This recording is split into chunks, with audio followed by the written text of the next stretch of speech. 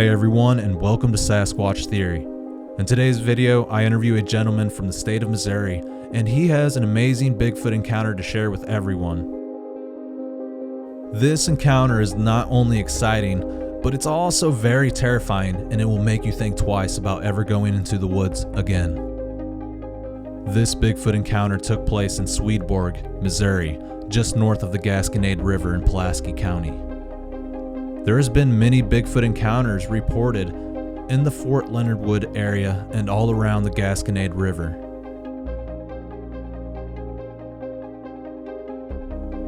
This interview has a twist to it, and to keep the comments clean, I have decided to put the full story on my membership page to better protect the guest. He dives into some deep theories regarding aliens, the human hybrid program, and how the aliens are manipulating mankind. So this isn't to hide any information from anyone, just the story has two sides to it, and I know a lot of people will disagree with it. So if you are into the alien side of Bigfoot, definitely go to my membership page and check it out. So the regular viewers, you aren't missing any of his Bigfoot encounter story, just the ending of the podcast where he talks about his theories and research regarding the topic and how it's connected to aliens. But it's a really good theory, so if you're into something different, definitely check it out. If you have a Bigfoot encounter that you would like to share on the channel, please contact me at sasquatchtheory@outlook.com. Alrighty guys, let's not waste any more time and let's dive straight into Chad's Bigfoot encounter from the state of Missouri.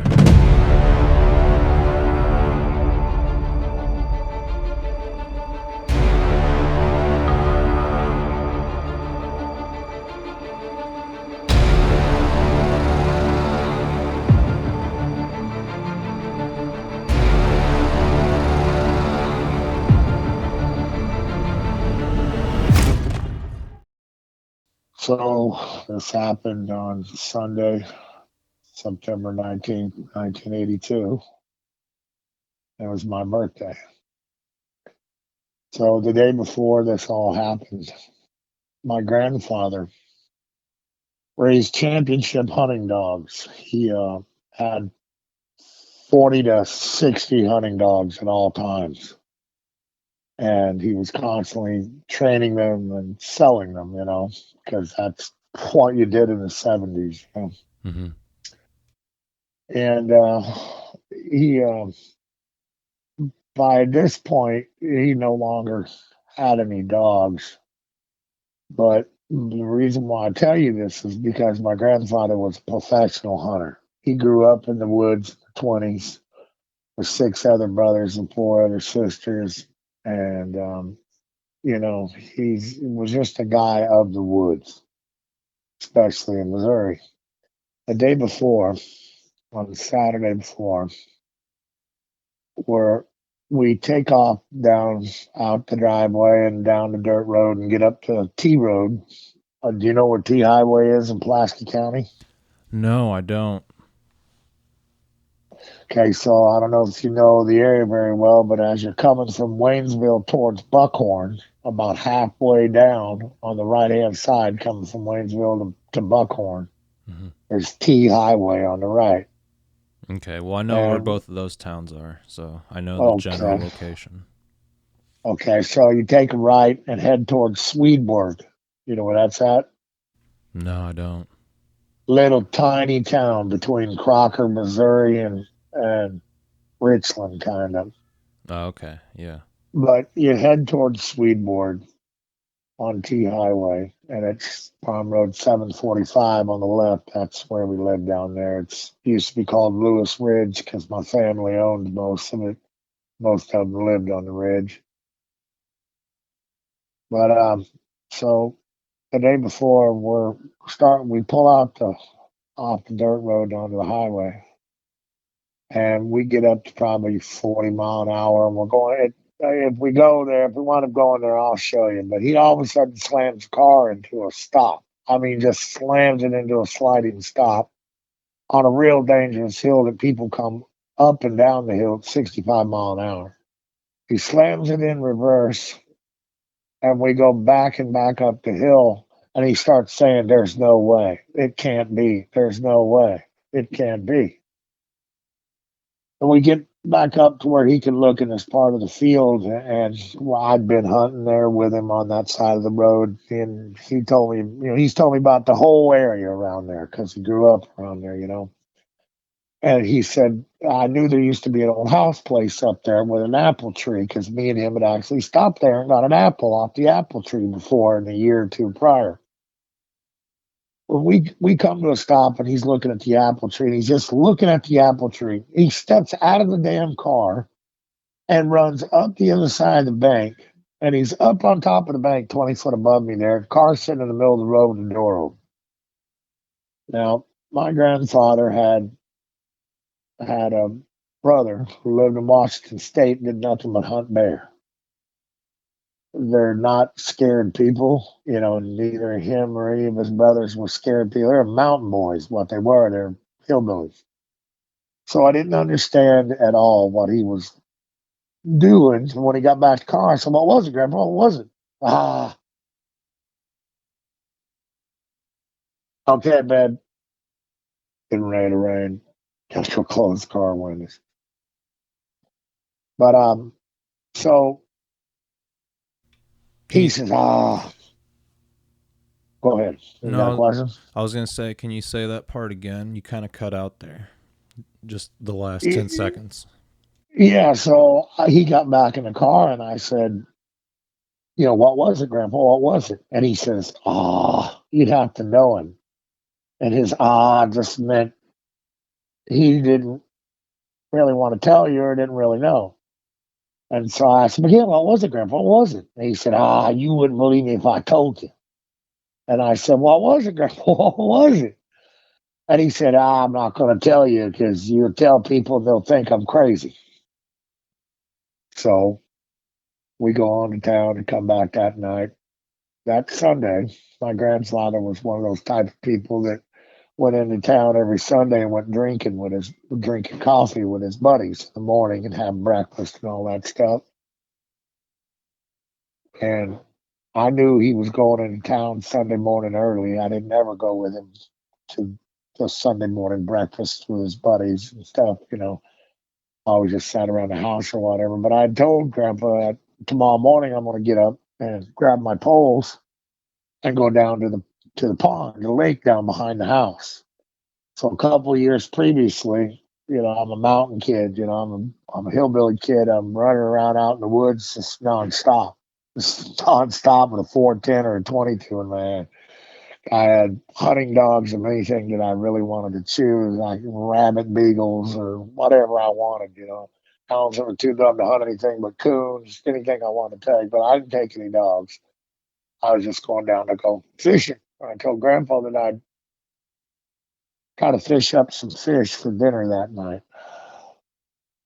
So I got up, I don't know, about 9 o'clock or something that morning. He was already gone by 5:30, 5 o'clock in the morning, probably. And I got my poles. I pulled my chicken livers out of the freezer and caught my lures and stuff like that. And just got everything ready to go fishing. I had the old metal stringer, got the little C-clamp hooks on them where you hook it to a fish's mouth and gill. Yeah. You know what I'm talking about, the old metal ones. So that's the type of stringer I had. That'll come in to play here in a bit. Anyway, I took off down over the hill behind the house, stepped over his property fence and into the creek bed. I always ran the creek bed once I got down to the bottom of the hill because it was still September, but at the time there was still quite a bit of greenery on. It wasn't October falling leaves or nothing. And this is back 40 years ago when the weather acted right. So I go bebopping off down to the woods, and I always went to the creek bed because the brush and the vines, ticks, chiggers, and spiders, tons of spiders down there and stuff. It was easier to walk the creek bed. And I say creek bed, it's not a creek, it's just where two different sides of a big hill run all the water down into the center of a gully. in this little valley. And over the hundreds of years, it's basically turned the bottom into all gravel, this little creek. On each side of the little creek, there's little cedar trees on each side where they've washed down through the ages or whatever. So it's kind of a secluded little walk down the middle of that path. It ain't quiet, but I didn't have to deal with a bunch of foliage, ticks and chiggers and stuff like that. So I'd walk down through the creek and across this old fence that was probably 100 years old or more. And a really old barbed wire fence made out of the old cowboy barbed wire.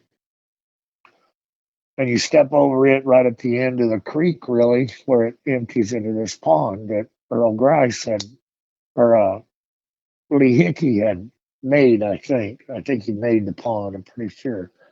But it's big. It's like probably 150 yards across and then 100 wide. It's kind of teardrop shaped, with the top of the teardrop headed into the creek or up that, from that creek area where all the water would rush down into it. And I get down there about 11:30, something like that. I get about 11:30 and started fishing. Put 2 fishing poles in the water for cats and started using my flipping rod.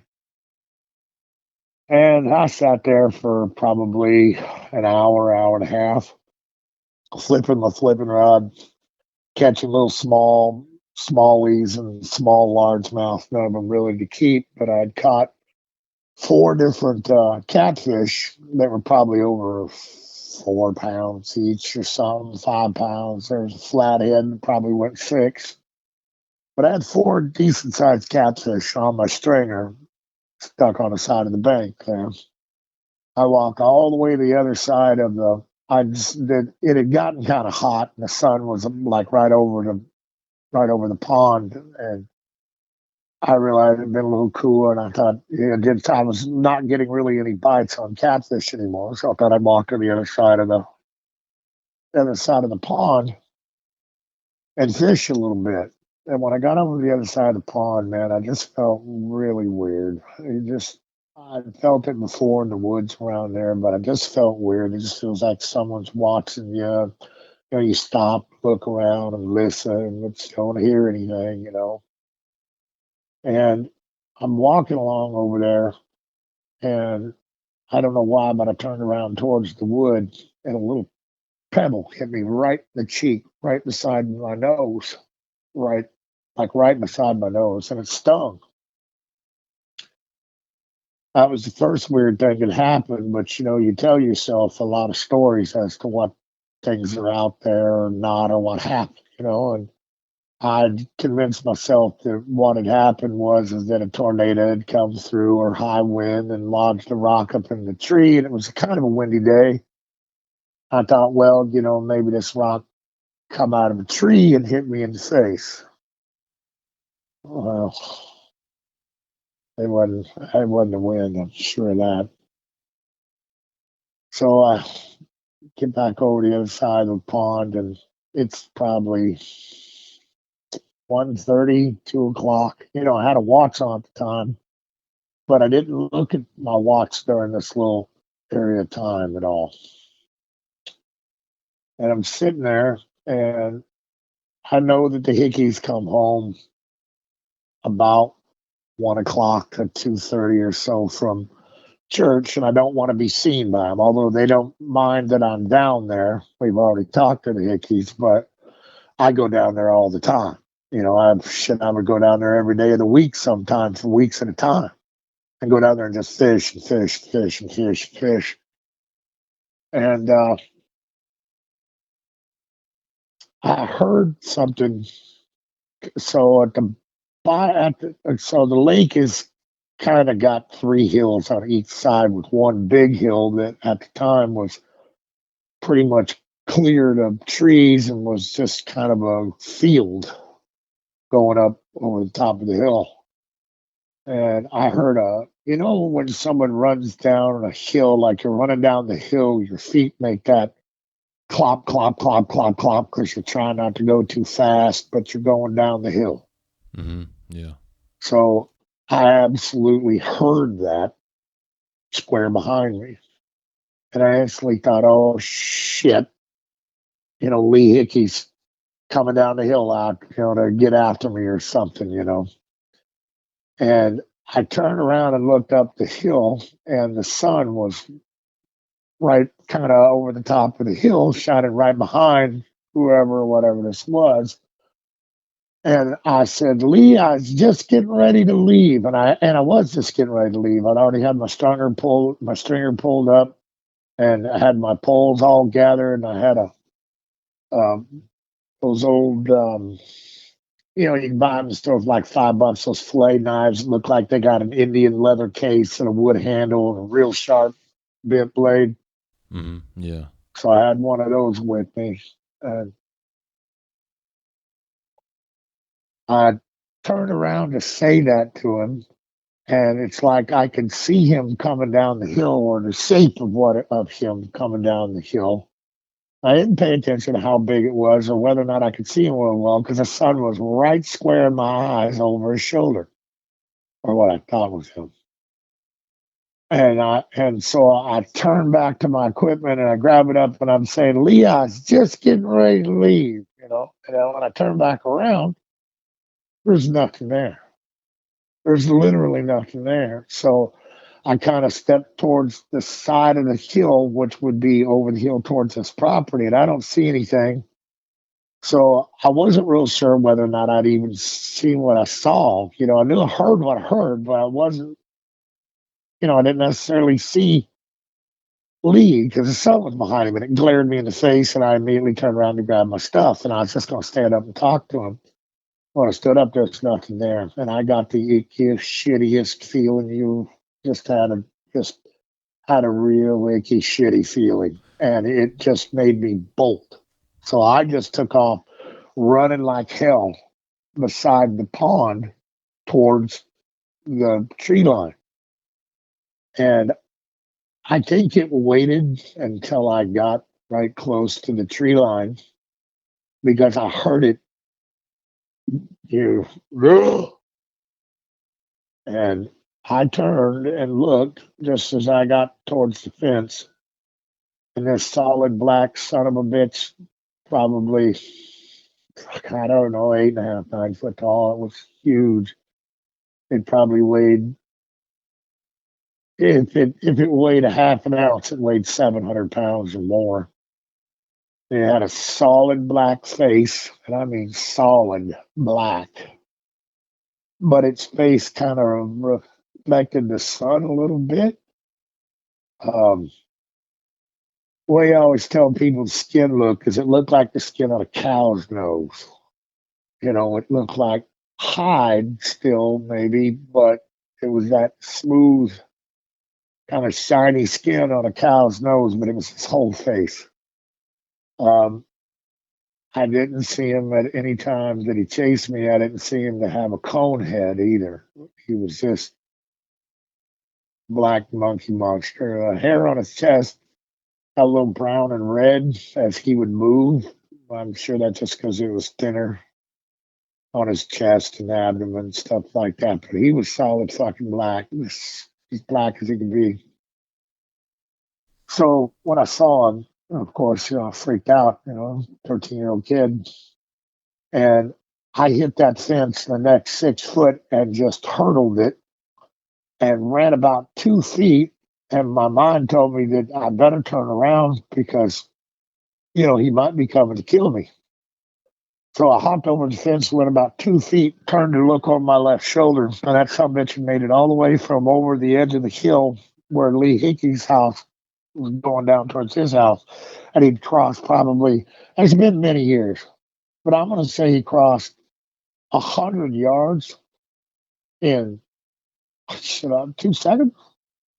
Like, I don't know, it was fast. And he was at the edge of the tree line to my left at about 50, 60 yards. And all of a sudden I heard something to my right. And it was like a, like that, like the way a woman might gasp for breath or something, or she's startled or something. And when I turned to my right, there was a goddamn female about 4.5, 5 foot tall, and she was red brown all the way through her color, all the way through her color. And her eyes were solid black, and her eyes were so wide that I could have put my entire hand between her damn eyeballs.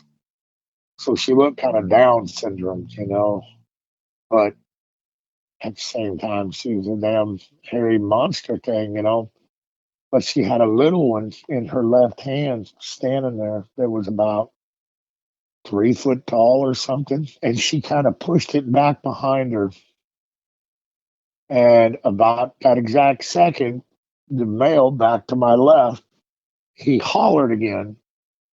And I could see he was looking through the woods at me and had a stick in his hand. And when I met eyes with him, he threw that stick right at me just as accurate as he could.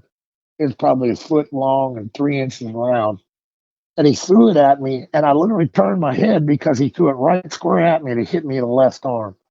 And in my left hand, I'm carrying my stringer full of fish, full 5, 6 fish on it. I don't remember exactly how many I had now. I think I had 4.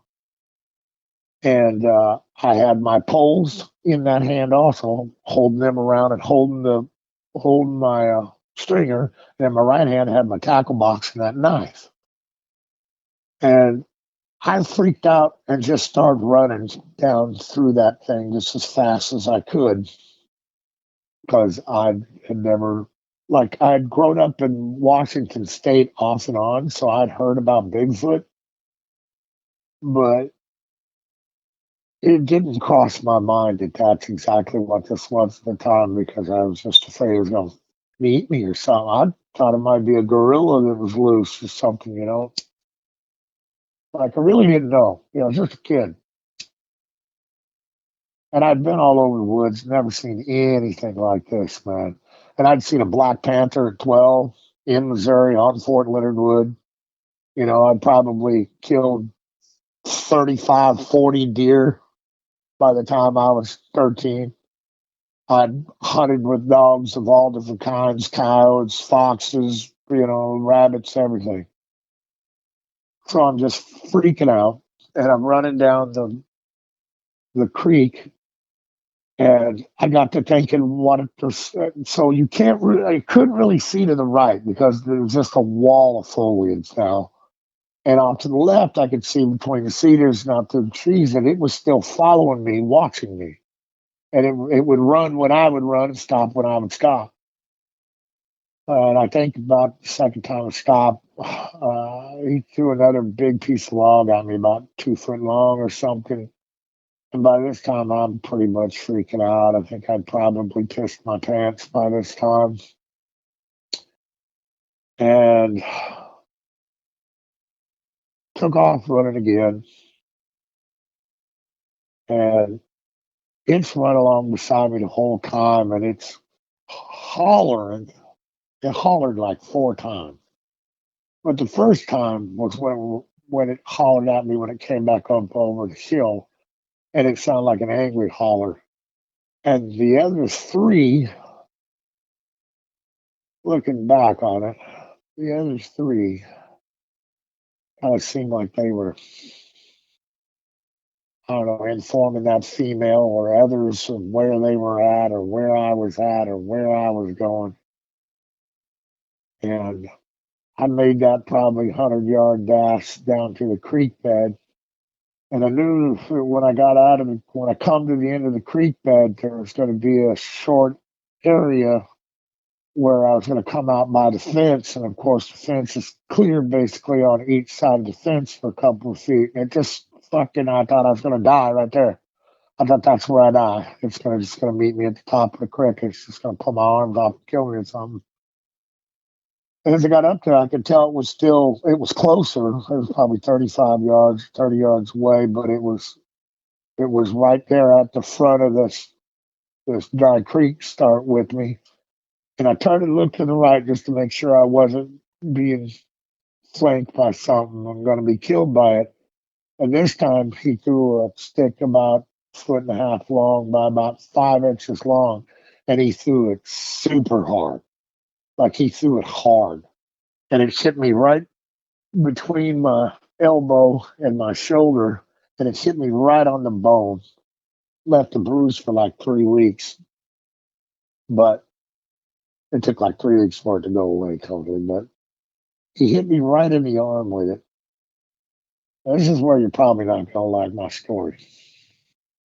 So he hit me in the arm with it. I dropped my poles and stringer of fish, and I instantly reached down to grab my poles back, and it either said aloud or it said in my head, and I don't know which, and I've had plenty of nightmares that never told me which it was, but it said in my head, fish, like it was clear as day, fish. And that was it, man. I didn't even pick up my stringer. I just turned and started running as fast as I could up the hill. And I could tell that it wasn't following me up the hill, because it wasn't breaking brush and snapping brush and shit like it was. It was running along beside me. And I never saw the female or the little one again. And I think back now that had he known I was that close to him, he might have just went out there and snapped my neck. I don't know, but I think he'd been a lot madder if he'd known I was right there by his sister or girlfriend or whatever the hell it was. But so I run about 40, 50 yards up the hill. It's about 100 yards total up the hill to get to my grandfather's trailer. I ran about 40 yards up the hill, and I turned around and looked back. And this son of a bitch is sitting in one of the biggest cedars down there, and it's looking right at me, right at me. And all of a sudden, a red orb, about the size of a marble, maybe, and a white orb, maybe the size of a ping pong ball or baseball or something. And they both just popped into existence above his head. And the red orb was right above his head. The white one was a little above the red orb. But it looked at me, and I swear to God, it smiled. And it disappeared. It just fucking disappeared right there in the cedar tree, and it was standing kind of in the cedar tree.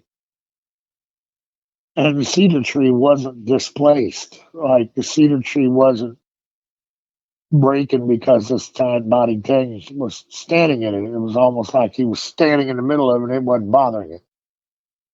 And like I say, and then that's it. And that was just maybe 2 seconds. I turn around and I catch the orbs above his head, and then he just fucking disappears like a fart in the wind.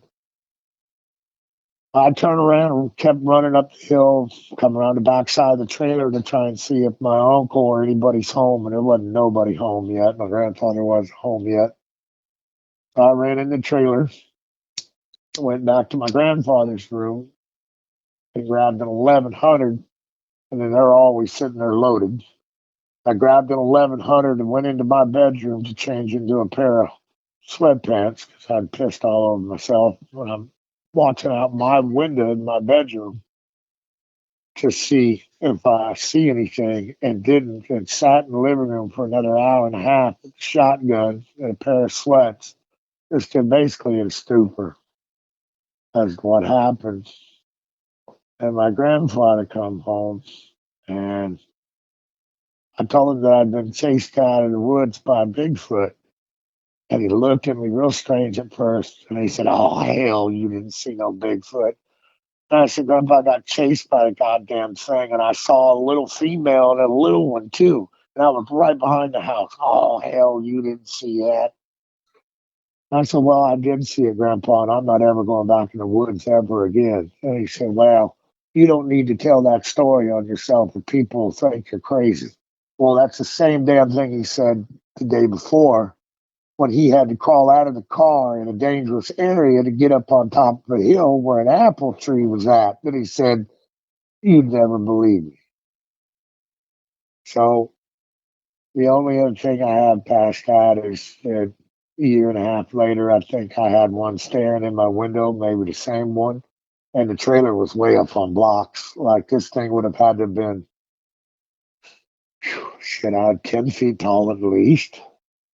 Like 10 feet tall would have had to been looking in my bedroom window at least. And, but I started to go back in the woods 2 days later. And about halfway down that hill, about where I was standing, my grandfather had cut a couple of trees because he just wanted them gone. They're beside the cesspool and stuff, and he just wanted them gone. And sitting shoved into one of those stumps is one of the fucking stringer metal C clamps had been pulled out and straightened and then shoved into this fucking tree stump about 3 inches. And you could tell it wasn't beat in with a hammer. There was no marks on the wood on top or nothing where, it'd been beat in. It literally just been shoved in by this thing's hand. But there was no fish on it or nothing. All the fish were gone, but my stringer sitting there shoved into that cut stomp, Yeah. And it wrecked me. It changed my whole life. I couldn't go in the woods anymore. I was sick for weeks, just sick with nerves, you know what I mean?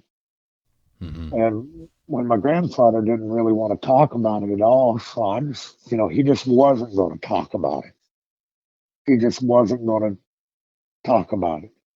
It got so that when I would mention it, he would get pissed off to me. Shut up. Don't tell that story. So I don't know whether or not he died just a couple of years later. And he died suddenly, and I never really got a chance to corner him about things like that. But I would ask him, like after that, I found out a lot more about my family. I found out that my great grandfather, Oba Hensley, had had some kind of UFO experience while out fox hunting. And when I would ask my grandfather, the man who spent the most time in the woods ever, if he'd ever seen anything in the woods, he'd always say no. Every time, no, there ain't nothing out there. But he came from a different era, you know what I mean? Mm-hmm. And I'm afraid that he saw it the day before. So that's my story. Okay. So You know, going back to the Sasquatch when you first encountered him, you mentioned that he had a dark face and dark body. Was this all jet black? jet black, bro, jet black. Mm-hmm. Yeah, that's similar to one that I encountered, and the one I encountered was jet black, and it had these whitish gray stripes going down its back and on the back of its calves. Wow. But yeah, the face, when you described that, how dark it was, that's the exact same thing I saw. I'm not sure if it was hair on what I saw, like short hair, or like what you described, like a cow's nose, how black it is and like that skin texture. Just black, bro. His whole face was black, though. Like his whole face was black. His eyes, you could tell, were black. I think you could kind of see some whites in them, but like I can't say for sure on that. But I can tell you that his eyeballs were black. His face was black. Never saw a tooth in him. I uh, never saw a tooth. Never saw any teeth. I saw him yelling at me, but I wasn't paying any attention to his teeth. I was paying attention on whether or not he was trying to make a beeline at me. It wrecked me. I haven't been in the woods really since. And I grew up in the woods, and my hands are just shaking right now. I was just shaking my heart about it. No, I understand. Take your time if you need to. When Well, the orb showed up above him, is that when he disappeared? yeah, yeah. At first went red, white, boom, boom. It just appeared, bang, bang. Because when I first turned around, he's just standing there, and he's only like head out of the cedar tree, maybe a little bit of his left shoulder, because he's actually pointing towards. He's facing the same direction he was when he threw the last log at me and knocked all the shit out of my hand. But Mm-hmm. How big he were the was logs? well, the last one, like say, about 4 inches round and about a foot long, and he threw them like a damn boomerang expert. You know what I mean? Like he threw them with the expertise of something that lives in the woods. You know, Yeah. Yeah, that is you interesting. know. And he followed you the entire way out of there. Do you think The he simply entire, just wanted the fish, or was he trying to get you? I think he wanted to fish. I now, you get 40 years, so that experience sent me on a life of being a ufologist, Bigfoot hunter. Not that I went in the woods, but I've read and kept track of every single thing I can since then. And what I think was going on is that because the valley back there is so good, like the Gasconade River's right over the hill. Okay. So water source in the Gasconade's right there. And then on this side of the hill, Earl Grice and the Lee Hickey both had big fields of soybean and stuff like that. And it went on each side of the road. So, great place to, farm prey animals and stuff like that, or alternate things to eat. So I think what it did is it had probably watched me fish there before. And most of the time when I fished there, I would throw everything back because crazy shit was happening in that pond. Like I was catching catfish on bass lures. Now, that sounds like an absolute bullshit lie, but I have a living cousin that can tell you that's the damn truth because he went down there with me and did it. But that's how hungry the fish were there. So I was down there all the time, and I think it had seen me down there before, and it was one of the few times that I'd ever carried a stringer of fish out of there. And I think it just absolutely couldn't help itself. I think it had been over at Lee Hickey's house. Like, I think these things learn your patterns. So I think it came from Lee Hickey's house and came up and over the top of the hill and found me there fishing. And I don't know how long it watched me, but when I stood up to leave with that stringer of fish, I think it thought it was going to scare me out of them or scare them off of me or just get me to drop everything and run away. And I wasn't dropping $250 worth of lures in the early 80s in my tackle box. I wasn't dropping my poles. I just wasn't. It was going to have to come kill me with them in my hand or something. I don't know. It's just, a good hillbilly doesn't drop his gun either. So Yeah. anyway, so I just think that it wanted my fish. There's only a couple of mysteries that I have about it more. One is, did it say fish?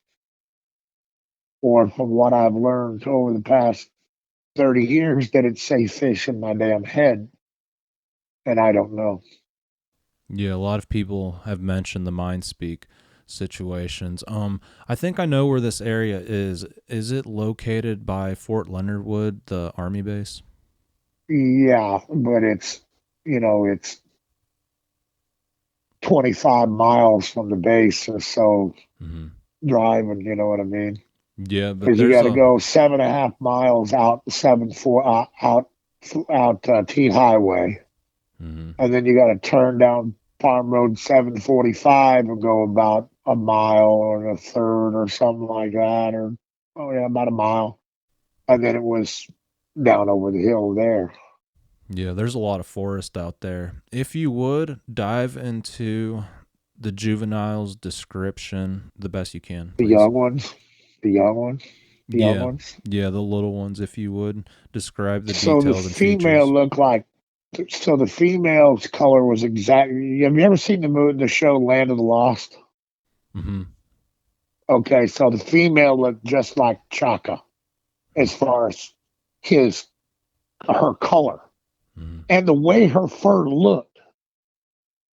Like not like the big male. The big male, like you could almost see like purples and stuff coming off his fur as he was getting across that open field to get to the tree line.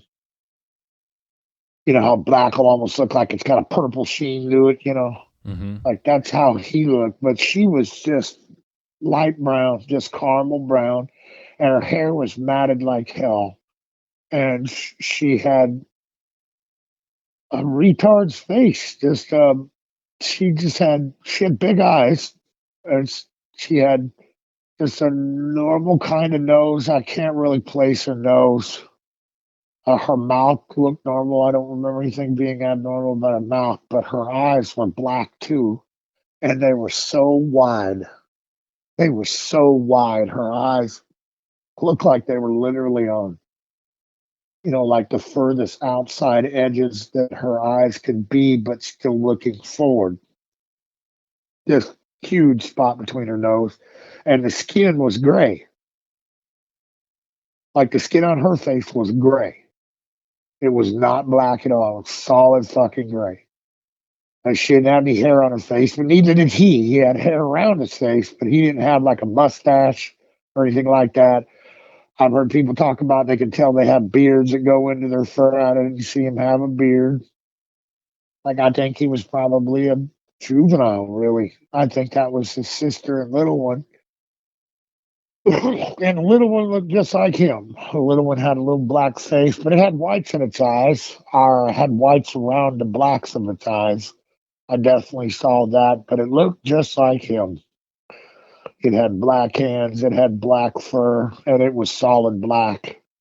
And she was holding its hand, her left hand holding its right hand, and I'm pretty sure I heard her go like that when I jumped over that fence because at that time of the year the fence was real grown up, like the fence was covered with vines and grass and all sorts of crap. And of course no one mows back there or nothing, of course, So when I jumped over it, when was coming at her, she couldn't see me, not where she was at. If we wound up going out there, I'll show you. If hopefully it's all basically the way it was.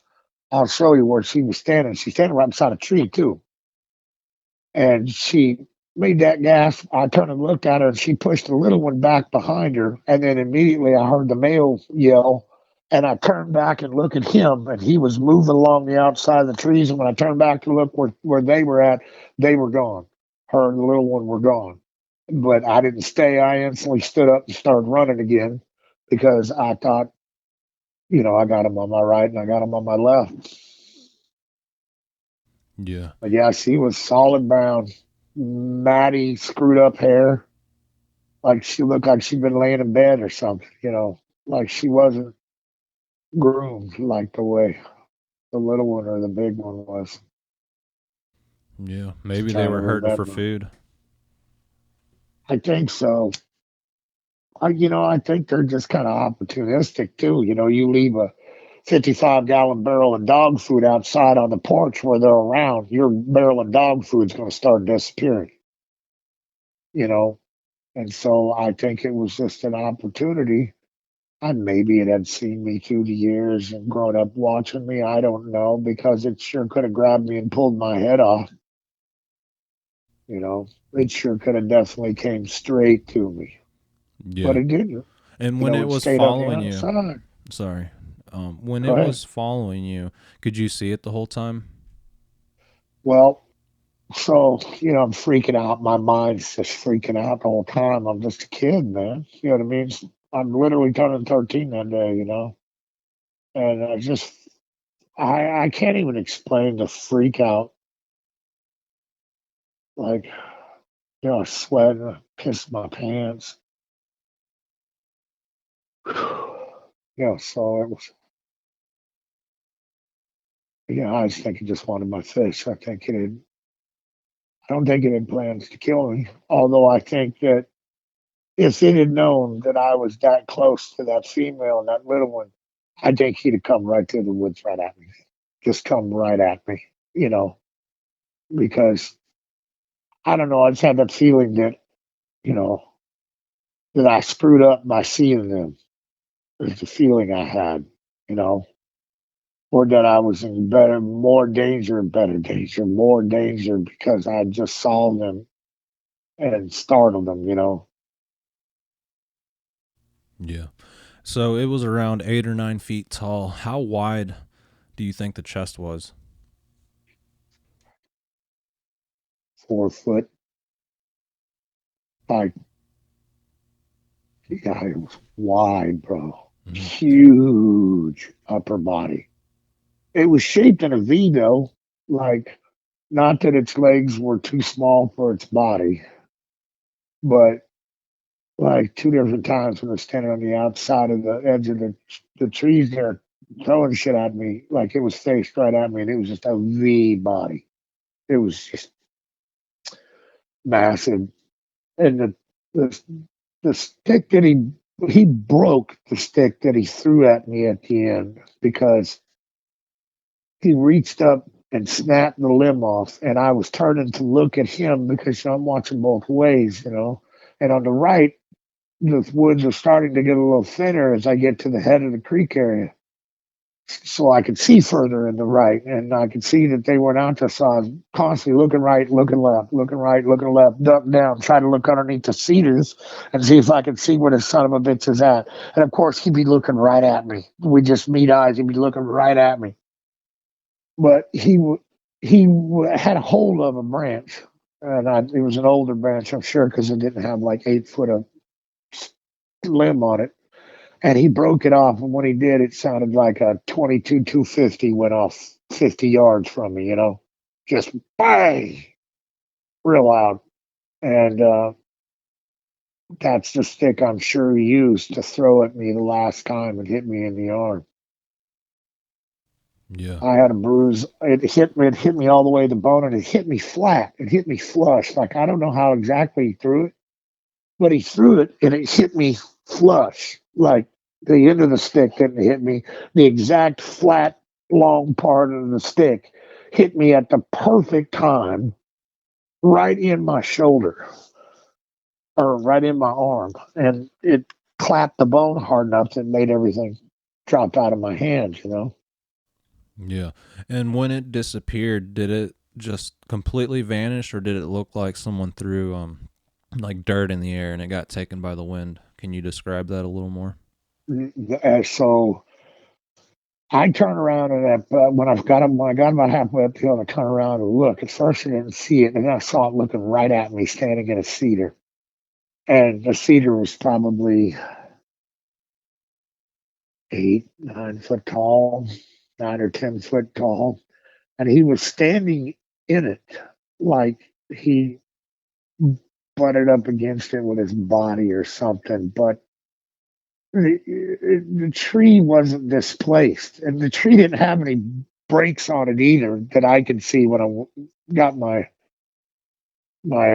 stringer. I didn't see any breaks in the TV. I didn't see any breaks in the tree. Yeah, so I don't know, but he's just looking right at me. He's looking up over his left shoulder, and I swear to God, he kind of had a smirk in his face. I didn't want to tell you that, but I swear to God, he did, dude. He had a smirk in his face, like, ha ha. Not like I'll get you, but more like, ha ha, or wasn't that fun, or I had a blast chasing you and terrorizing you. You could tell it had like joy on its face. And then a little red orb just appeared out of nowhere. It didn't fly up. It didn't come sailing from above. It just poof into existence. And it came into existence right above us, 2 or 3 inches above his head. And his head didn't move at this point. And it poof came into existence. And then instantly, right behind that, a white one came into existence, just a little bit bigger, a little bit above, and a little bit behind this one. But they're both right above his head. And he just literally just disappeared. Like, it wasn't even like it wasn't like, like I Dream of Jeannie where she like kind of fades out. or something, or like ghost movies, you see him fade out. He just, you know, up and disappeared like a fart in the wind. Orbs and all, just him and the orbs gone. Yeah, that is strange. And I've experienced the orbs too when I was having the activity. So I always What color? wondered. They were both orange. There was two of them, and they were about 4 feet off the ground, and they were moving through the woods. And it was about an hour after I heard three whistles triangulate around me. So I was going back up there to see if I'd experience anything more, and that's when I saw the orbs. But something told me, like I had a gut feeling, don't go near them.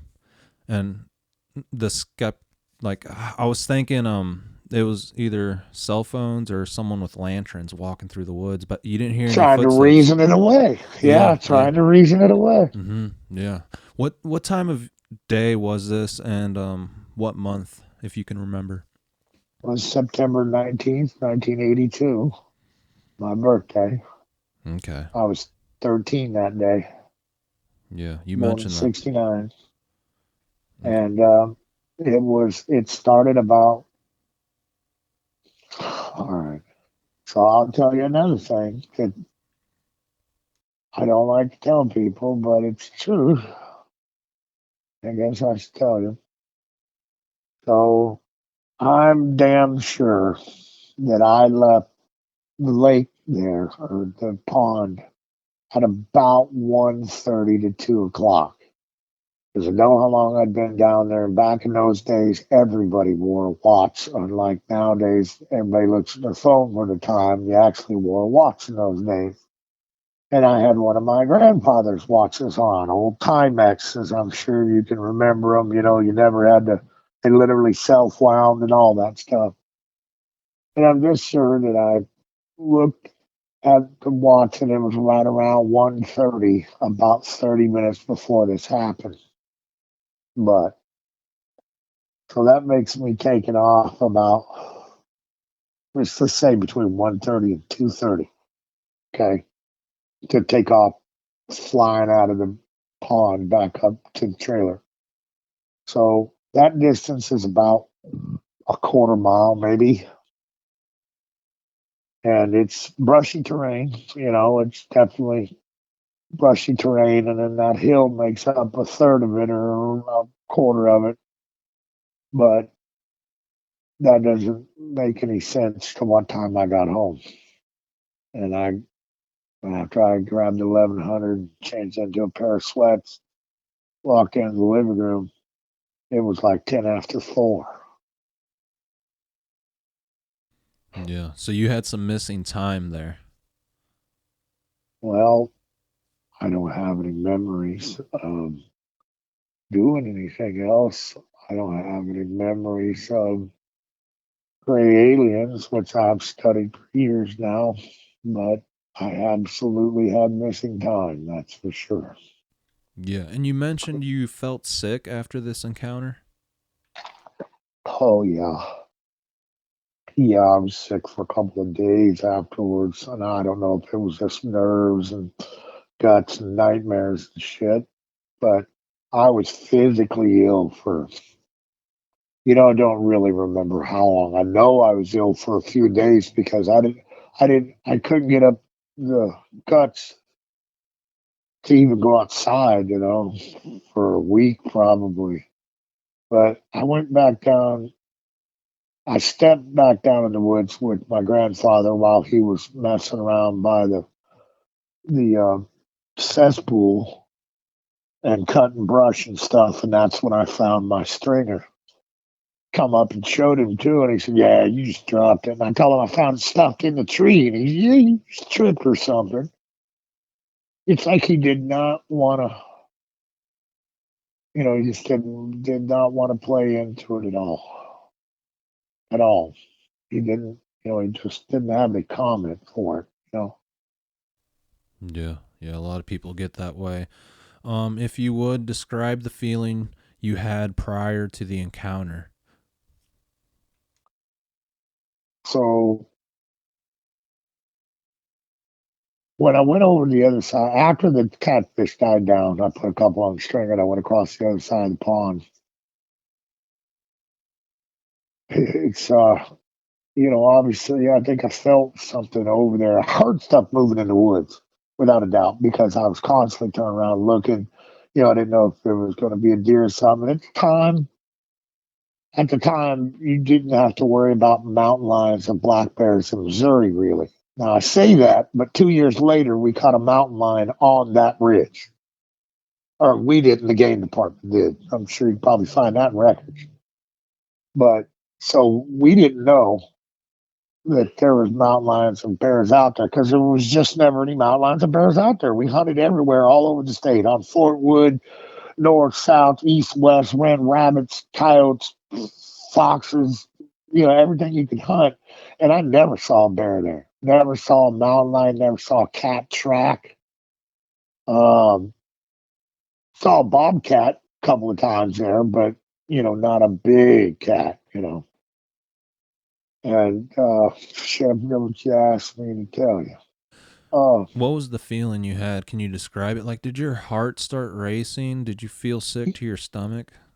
Well, I didn't feel well. So when I was on the other side and I kept hearing whatever it was behind me, my heart did kind of race a little bit, because I didn't know what it was. Didn't know if it was Lee Hickey, although I had permission. I didn't like to get caught by Lee Hickey because that's another day he knows I'm down there. And I fish there every day. So I took fish out of there all the time. And I was just worried about him telling me I couldn't come back. So I would always try to avoid him or his family if I could. Now, if me and my uncle were down there fishing, I'd always stay because he personally knew Lee Hickey, you know. So I never ran when he was down there. But when I was on the other side of the lake, I'm hearing stuff behind me. Now I don't remember what it was. I don't remember whether it was sticks breaking or something because that would have made no sense to me. I didn't have any reference to understand stick breaks or knocks. Now, that being said, I've had pebbles thrown at me a few times in the woods that I realize now. And I've had knocks and I've had whistles or grunts. But one of the weirdest things that ever happened to me there, and it's just a little bit of nothing, but it screwed with me, is I was going down over the back side of the hill, headed down to the pond, and I think I had a 22 in my hand. Like I say, these are all things I had to dig up from my past before that to see if they made sense to this at all. But I'm just past basically where the stringer was stuck in the stop, and it was like it was as if I had walked up on a deer that was laying down, and it was like right on the other side of some shrubs or something, and I didn't see it, and it jumped up and shagged ass. Well, the problem is that there was no there was no place to be a blind there in front of me. There was no place for it to hide. And something right in front of me, and I mean right in front of me somewhere, just bursted like it took off running like hell with the leaves, just like, and it startled me so much that I fell backwards on my hands with the gun in my hand, kind of like, you do like a reverse crab, like you do a crab walk. So I fell backwards from the sound and I'm instantly watching, don't see leaves peeling up, don't see branches parting, don't nothing. I mean absolutely nothing. And I sat there looking under the brush and looking around for 2 or 3 minutes, trying to figure out what the hell I had just walked up on. Never did see a thing. When I was 18 and went to the military, called back that same year, and I'm talking to my grandfather. My grandfather says, "We got something screaming outside out here behind the house." I said, "What?" And he said, "Yep, we got something behind the house just screaming and carrying on." And he said, "Here, talk to your uncle." And my uncle gets on the phone, and I said, "Well, what's going on behind the house?" He said, "Hell, I don't know what it is." He said, "But it just screams and hollers and carries on behind the house." And he said, "It's done it all night for the last week, for the last like 4 or 5 days." And all I could think was, is that was probably one of them back there. Yeah, yeah, it sounds like it. So you started connecting the dots after Yeah, you had your encounter. You started thinking back about different incidents that you've had and heard, and later on, you've had things happen too, right? I've had nothing else happen to me in my life. Okay. I've stayed out of the woods.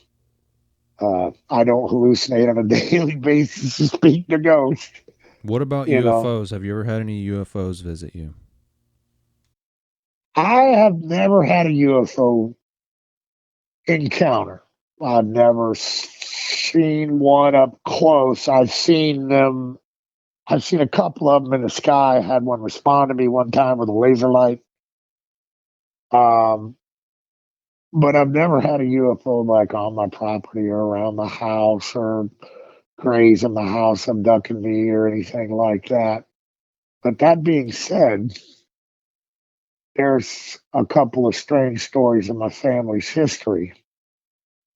Like my grandfather always built all the houses for my mom and my sister, or his three kids, my mom, my uncle, my aunt. He always built their houses, as they moved and grew as kids. And my mother and my aunt have an experience where they're living in one of the log cabins out closer to Waynesville, and a green orb came in through the wall and went all the way across the wall real slow like with my aunt and my mom watching it, and then went out the wall. At the same time, my grandmother woke up once and there were lights out the back of the house. And the only thing out the back of the house was a draw up to the top of the ridge line, just woods, no, roads, nothing, nothing. And the lights were so bright that she got up, and I sat and watched her and my uncle talk about that. I prompted them to talk about this at a Thanksgiving about 20 years ago, and my grandmother said she came out of the door. The only room in the cabin was her and my grandfather Jesse's bedroom. And she come out the bedroom, and my Uncle Randy had a cot that I guess was right there, basically against their wall or whatever. And he was standing up looking out the kitchen window, and he said, "What are those lights, Mom?" And she said, "I don't know." And then I asked them, did they remember what happened past that? And they didn't. The only thing my uncle could add to that is that at the time he was blaming the girls for waking him up every night. He said the girls would come in and wake him up every night, and that they'd shake him by the toe, and that I guess the girls eventually convinced him that they weren't doing it. And so the story changed from the girls waking him up every night, shaking him by the toe, to a little old man shaking him by the toe and waking him up. Yeah, that is Now, strange. Have you ever yeah, placed a connection with your Bigfoot encounter and the orbs you've seen alongside your family seeing UFOs and these strange lights? I've tried. I've tried and I can't. Mm. Although I have suspicion on both sides. In order for something to be considered as evidence to me, I need redundancy. So if you tell me one wild, fantastic story and it has X, Y, and Z in it, I'll politely shake my head and take your story, right? But until I get a second or third person who confirmed the strangeness of your story, I can't I can't confirm them as being real or the truth. Follow what I'm saying? Yeah. Now, You know, when this thing disappeared and you saw the orbs, do you think it had the ability to manipulate energy and matter? no, nope.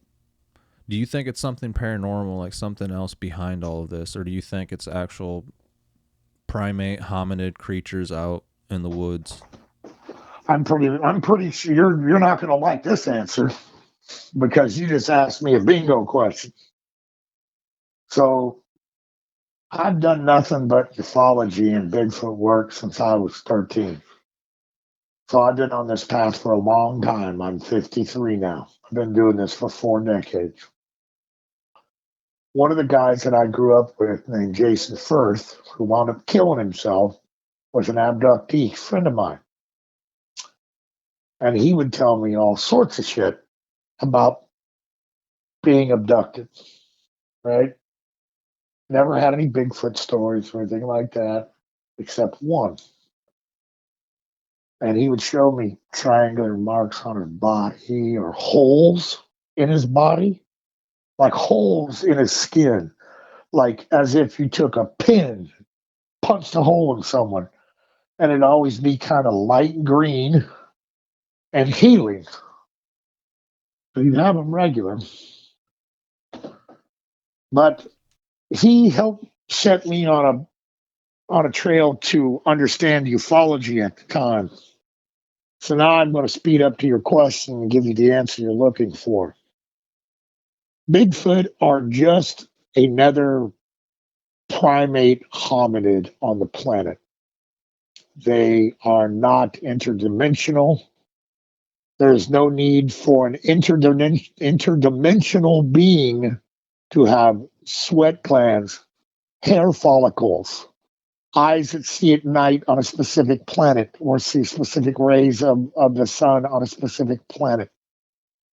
I would say that sweating and stink, hair and sweat glands are pretty unique to a earthbound creature.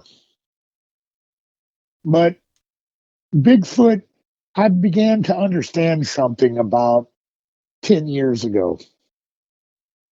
And for someone who's actually followed the trail of ufology, real ufology, abductee ufology, the only place where you find the truth, the place where all mythos come from the truth. Like the world would have no idea that aliens anally probe you if it wasn't for Whitley Strieber, because that's where it came from.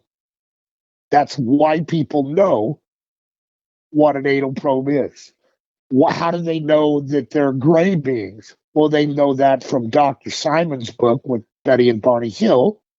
They know that from the many books that Raymond Fowler made with Betty Luca. They know about it from Whitley Strieber and his many books, and Bud Hopkins and Carla Turner and Dave Jacobs. So all of the information that's real in the UFO world came from abductee science. And here's what I've come to understand about abductee science. The genetic program goes on all across the world. All across the world. There's nothing that stops it. There's nothing that intervenes with it. People claim that they can invoke the name of Jesus and get rid of it. They're wrong. I've literally heard an interview of a woman under hypnosis, under regression at the time. And I won't give you the reasons why she was able to withstand them so much, but when they told her, come on, let's go, she said, no, I'm not going anywhere with you. And they fussed with her for 5 or 10 minutes. She finally said, the only way I'm going anywhere with you is if Jesus Christ tells me it's okay. 5 minutes later, the aliens produced Jesus Christ. So she goes with them. When asked later, after the regression, when she's allowed to remember it all, what did he look like? Well, he was tall, had blonde hair, and blue eyes. And did he say anything to you? No, he never said a word to me. So the aliens, in their typical lying fashion, produced Jesus because they're having a problem with this abductee, to which it then afforded her capitulation and to do what they wanted. This goes on all across the world, and it went on all across the world from the 70s and the 80s and the 90s. In the early 2000s, the entire abductee experience began to shift all across the world. Many less abductions, and those abductions usually led to them meeting or dealing with something called a hybrid, which is what the last 40 to 50 years of genetic program has been about. They have fashioned a human being that has everything we have: halitosis, bad breath, skin disease, whatever. They look just exactly like a human, except for they have one massive neurological difference. They can control you once they get close enough neurally. I won't mention some of the particular books because you need to do this research yourself if you're going to understand these things like this, like I do. Not saying that I have anything that you don't, just saying that I probably read a lot more about what may be happening than you have. And it occurred to me that men who are seeing Bigfoot in the wood and this new creature that I was just starting to try and bring into my lexicon, Dogman, that these creatures were seen as a result of the genetic program that is the same genetic program that is going on with humans, it's going on in the wood. Now, the way I solidified that proof for myself that the genetic program is going on in the woods every bit as much as it is going on in the city. This is the way I prove this to myself. In chemistry, you can learn about the building blocks of life and the way the millions of things have to go proper for a species to one be created and then to progenerate itself, so on and so forth, through thousands or millions of years. And I came to a conundrum. I had began to listen to Vic Cundiff's Dogman Encounters and Sasquatch Chronicles, which to the date I've consumed every single hour of Sasquatch Chronicles and every single hour of Dogman Encounters. And it was Dogman Encounters that led me to solidly understand that the alien genetic program is going on in the woods as well as the city, and that's this. One man sees a 9-foot dog man. It's massive. It's solid black. It has a 3-foot tail and canine legs. It literally has the reverse canine haunches. And the next man, in the next state over, or maybe 2 counties away, sees another kind of dog man. The dog man is 6 or 7 foot tall, kind of looks like a hyena. Got arms, no tail, and human legs. Now, if you go to a geneticist and ask him, tell me what the genetic odds are that on planet Earth we would have a genetic creature called Dogman that has a human torso, human arms, maybe raccoon hands, but still 5 digits, 2 thumbs, 4 fingers, and it has human legs. The difference in chemistry to have a dog leg to a human leg make it absolutely 1/10,000,000,000% not possible. For one, a dog cannot put its own sperm into a human female's egg or zygote and change it. So at that, it became absolutely apparent that many of the stories to the past, the Quakers seeing dogmen, to the Hindus 3,000 years ago, having dogmen in their mythological fights, to thankfully the great historian Marco Polo. Marco Polo wrote of an island that had these dog creatures on it. He went and traded with them.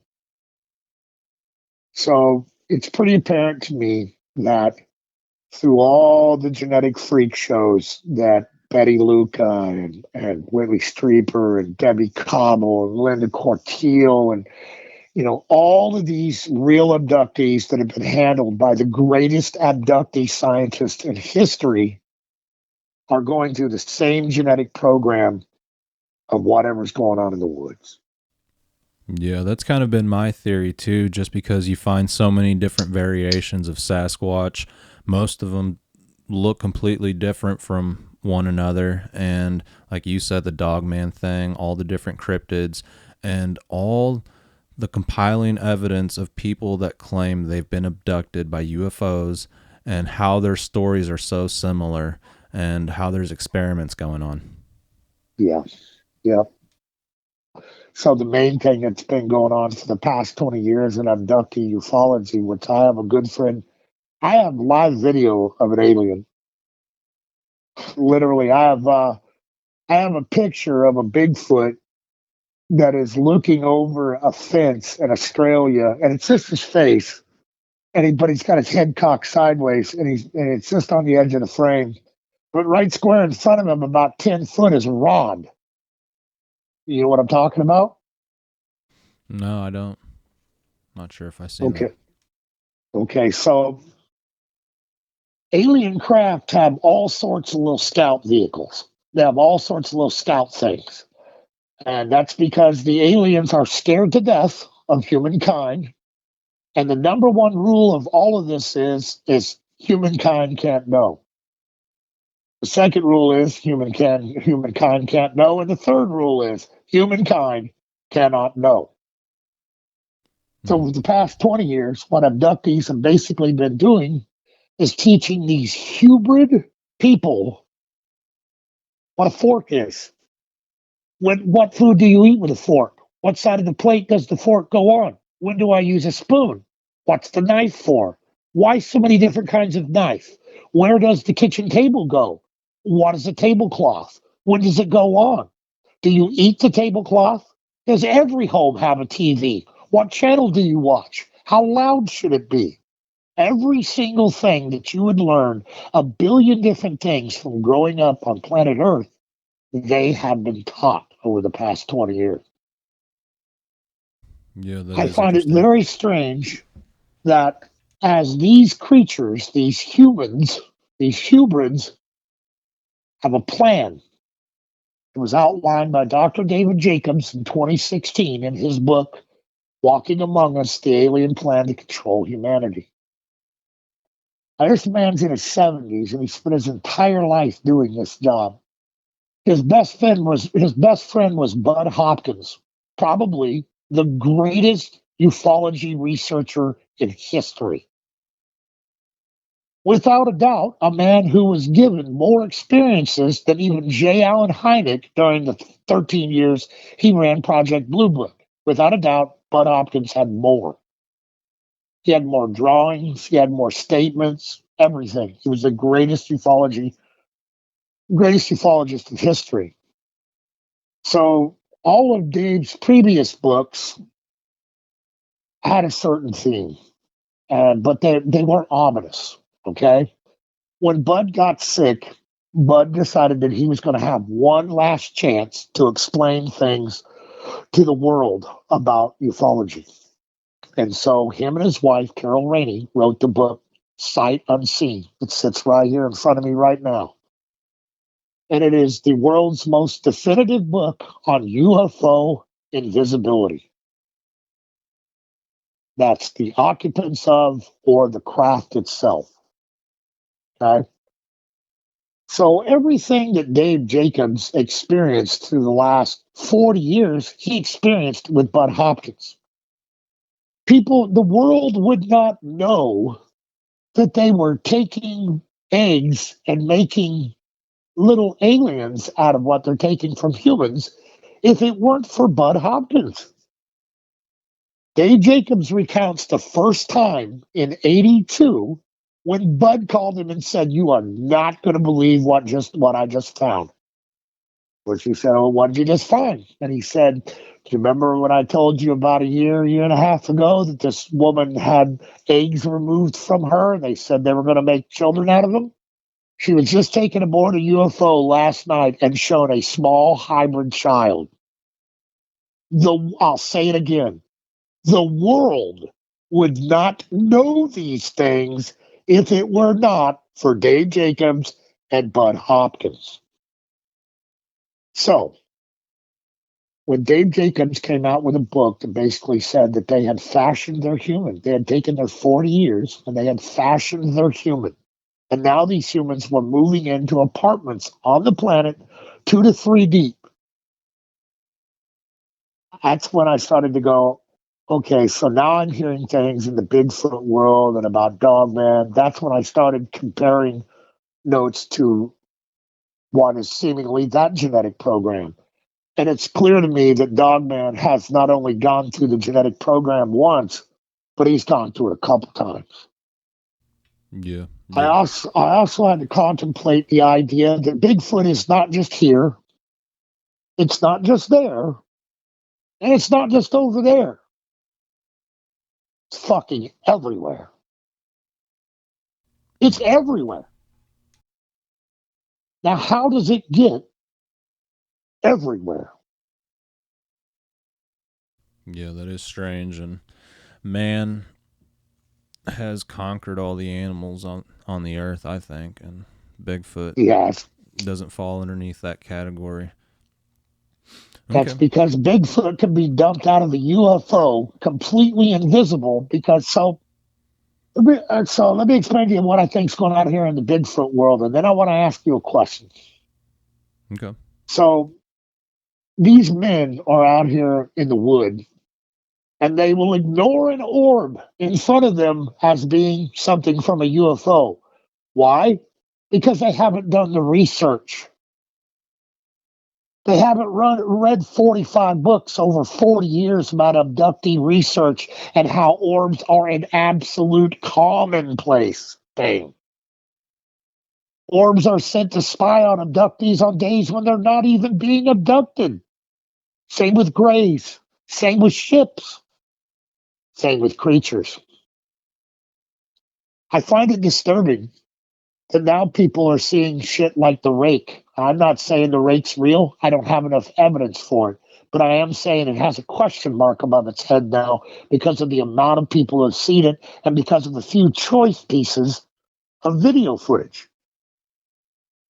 I know that people have seen pterodactyls in the sky. Period. They've seen pterodactyls, without a doubt. One of the most famous cases I know of is in 1972. An 8-year-old and a 7-year-old boy were playing in the 7-year-old boy's front yard, and a pterodactyl came down and tried to take him away with the other boy and his mother watching. So, do I have anywhere in a ufology lore where a damn pterodactyl would show up? Well, you know what? Oddly, there is.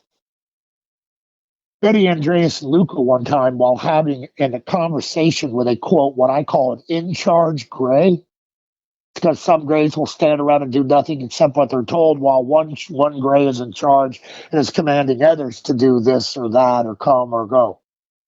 She's having a conversation with an in charge gray, and the gray flippantly remarks, "We've collected all life on planet Earth." And she says back to him, "No, you haven't. That's impossible.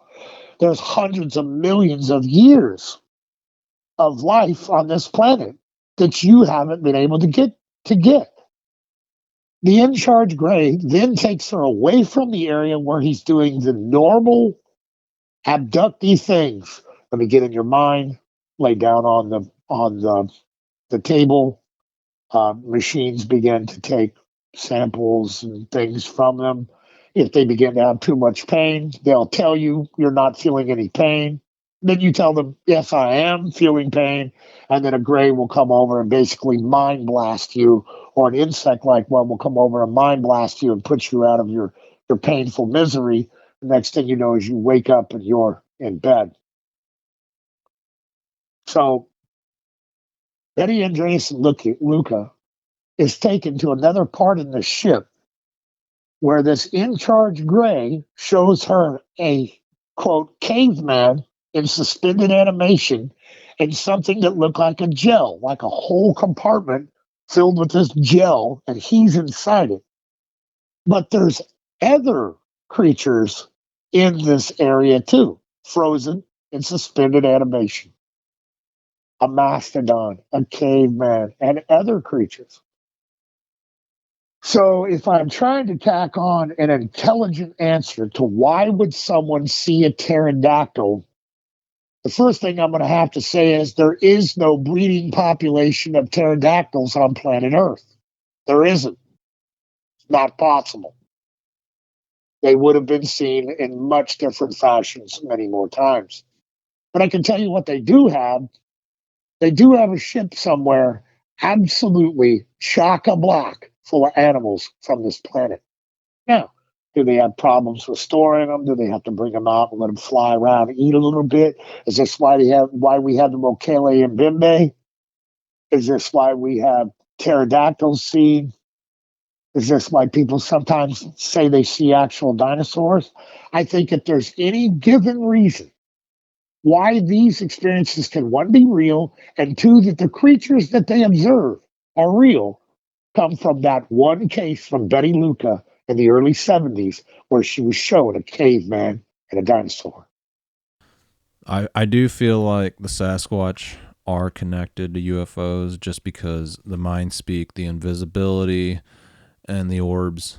There's something that's not natural about that. And, you know, with UFOs, you see the invisibility and the orbs.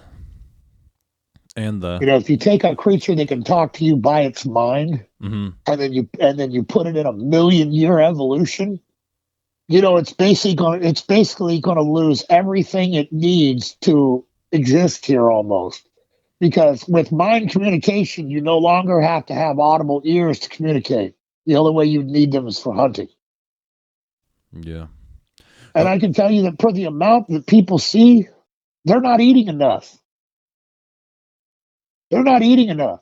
A 10-foot tall Bigfoot needs what? A 15-pound liver every day? Where Yeah. are they eating? Where Yeah. are they eating? It's hard to say, really. Okay. Getting back to the Bigfoot encounter, would you ever have time, or would you be able to go back to this area? Should I ask? Um, I'm only going back to the motherfucker if you go with me. There's no fucking way I'm going down in fucking woods by myself. There's just no fucking way. I don't give a shit if you strapped a fucking M60A2 on me. Well, Not happening. I'll go with you. I just got to be able to bring sidearm and my camera, but you said it's on the Hickey's property, so I don't know how that'll work out.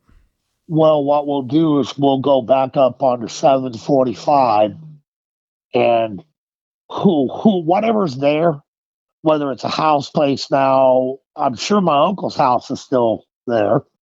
I mean, I don't see why they would tear it fucking down. I mean, maybe they would, but so my uncle's house will be there, and I'll know exactly the land, no matter what it looks like now. I'll know exactly where it's at, of course.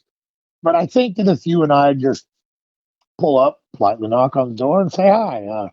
My name's Chad. I grew up on this property, and this is my buddy here. We're going to go down. If you would allow us, we'd like to go down off, park our vehicles here at your house and go down off over the hill behind your house and go down to this pond down here and record for a couple hours. Is that going to be okay? And, you know, my family is used to live all up and down this ridge. Any of the names that are up there, I probably know and knew their grandfathers or grandmothers or uncles or, you know, stuff like that. And people are just good people there. I don't think that anybody would have a problem with us getting back there. I just think that's going to be the least problem. If they say no, I know we can drive down another half a quarter and come down over the top of the hill where I was looking up at it. We can come down to that property from there, or we can drive back down the valley and drive up Lee Hickey's driveway and just go ask the Hickeys if they still live there, if we can go there. But I don't think we're going to have a problem getting to it. It's just I'm not going there by myself, and you better bring a pistol. Yeah, absolutely, and I understand. Yeah, let me know what you find out, and if you can gain access to the property, I'll definitely come down and we'll plan it out and make sure. Okay, well, I'm goes going smoothly. up there next weekend to go crappie fishing with my cousins. And when I go up there, I'll jump off on the back road in Richland and come through past that way and see what it looks like. I may even stop and talk to the folks there, you know. Yeah, absolutely. Okay. So give me a week or two so I can get out there and talk to the folks that own the land, and which I'm sure they're going to okay it. And then I'll text you back, I guess. Yeah, that sounds like an excellent plan. And yeah, I'd like to get to that spot and check it out for sure. Okay, so I want to ask you a question now. Mm-hmm. I don't watch your channel a lot. I watched your 2-part thing about the Bigfoot killing the deer in front of the guy. Mm-hmm. The killing fields, is that what it was? The killing fields? Yeah, the killing fields. Yeah. So I watched that one, and I've watched a couple more, but you're diligent, man. You put out hour and a half to 2.5 hours programs. And it's not that I don't like your content, and it's not that I don't think that it's relevant, but I don't watch anybody's Bigfoot content because everybody's fucking wrong and it drives me nuts. I'm sick of hearing people talk about how this is an interdimensional being, which my first question is show me the limb on their body that developed this ability to split space and time. Mm-hmm. Show me the limb. Where's it at? Yeah. It's not there. It's not there. Scott Carpenter. I was literally just watching a video of Scott Carpenter's. This guy drives me nuts. David Paulides drives me nuts. I respect them all. That's why I don't write stupid shit on their pages. But, Scott Carpenter's talking about, I'm walking along and I've seen portals open and these things step out and the portal sound sounded like a metal door. So I heard the portal and it sounded like a metal door, but it doesn't sound like that on video when you hear it. Well, I trust his ears that he heard, like a metal door opening and closing. And I'm going to trust him on that was a portal, quote unquote. Now, why would I do that?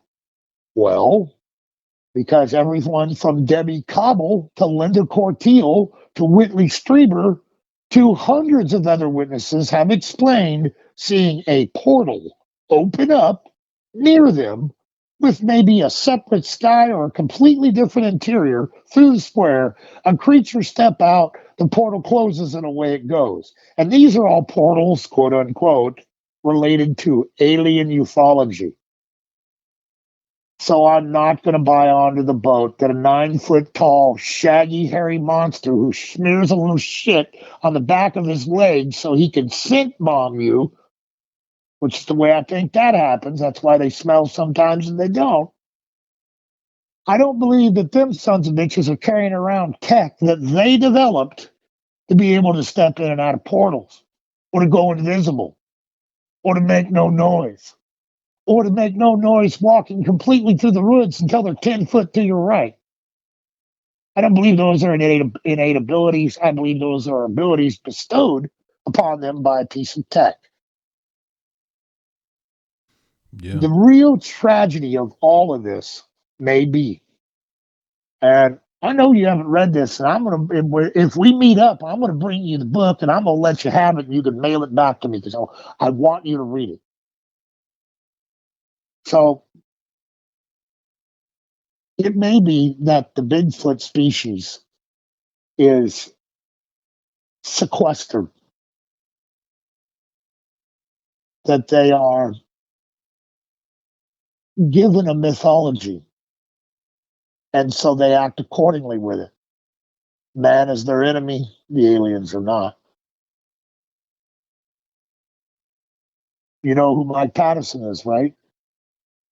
No, I don't. You don't know who Mike Patterson is. Mm-mm. Ontario Sasquatch. Oh, yeah, I've heard of him. Yeah. Yeah, and he says, Mike, calls out his name. Mm-hmm. Yeah, there's been controversy with that, apparently, from what I heard. Yeah. Yeah, a lot of people like to say he's fucking lying. Guess what? He's not lying. He's absolutely 100 fucking percent not lying. But here's the problem. Mike is under an impression, just like an abductee who lives his life for 50 years and has no clue that he's an abductee, but has all sorts of strange shit happen around him. he's got Bigfoot around him, or Dogfoot around him, or he's got orbs, or he's got UFOs flying around. But they never make the connection that they're an abductee. I've thought about it. So I'm going to ask you a question. How many Sasquatch contactees or dogman contactees do you think you have suspicion may be abductees or have openly admitted that they're abductees? I haven't had anyone that I've interviewed say that they've been abducted. Anyone that's had an eye sighting. No one. Not one person. Don't you think that's strange when they have everything from orbs to invisible Bigfoot to shit like that happening? Yeah, there's some people, but there's also people that have, seen Bigfoot and never seen a UFO or had a paranormal activity. So it's a big mix. There's no like actual data that's saying, okay, all these people have had a ghost encounter and have been abducted. Like maybe some have seen ghosts and some have seen UFOs, but it's pretty mixed data from what I've seen. Yeah. Yeah. So anytime that I hear anybody talk about an invisible Bigfoot or orbs or anything of that kind, it's not just a hairy, sweaty, smelly fucking being that was eating your chickens. Like you're getting red eye shine and a red glow. So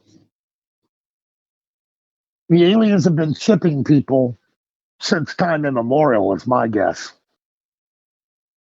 And to show myself that certain implants are better or bigger than other implants, I now bring into the case of Terry Lovelace.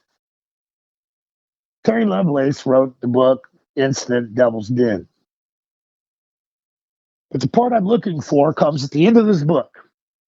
Terry is awakened by grays at the side of his bed.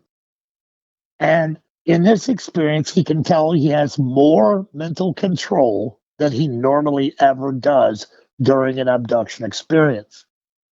The Greys tell him, she wants to see you. She's in your kitchen. They take him by the hand, and that's for sure to pacify him because violence is not allowed. The only violence that is allowed is by the aliens themselves. The only violence allowed. So he's pacified. He's walked into the kitchen and he sits down at the kitchen with a woman that he realizes has been with him off and on throughout his life. She is what Dr. Jacobs calls the hybrid controller. That's exactly what she is.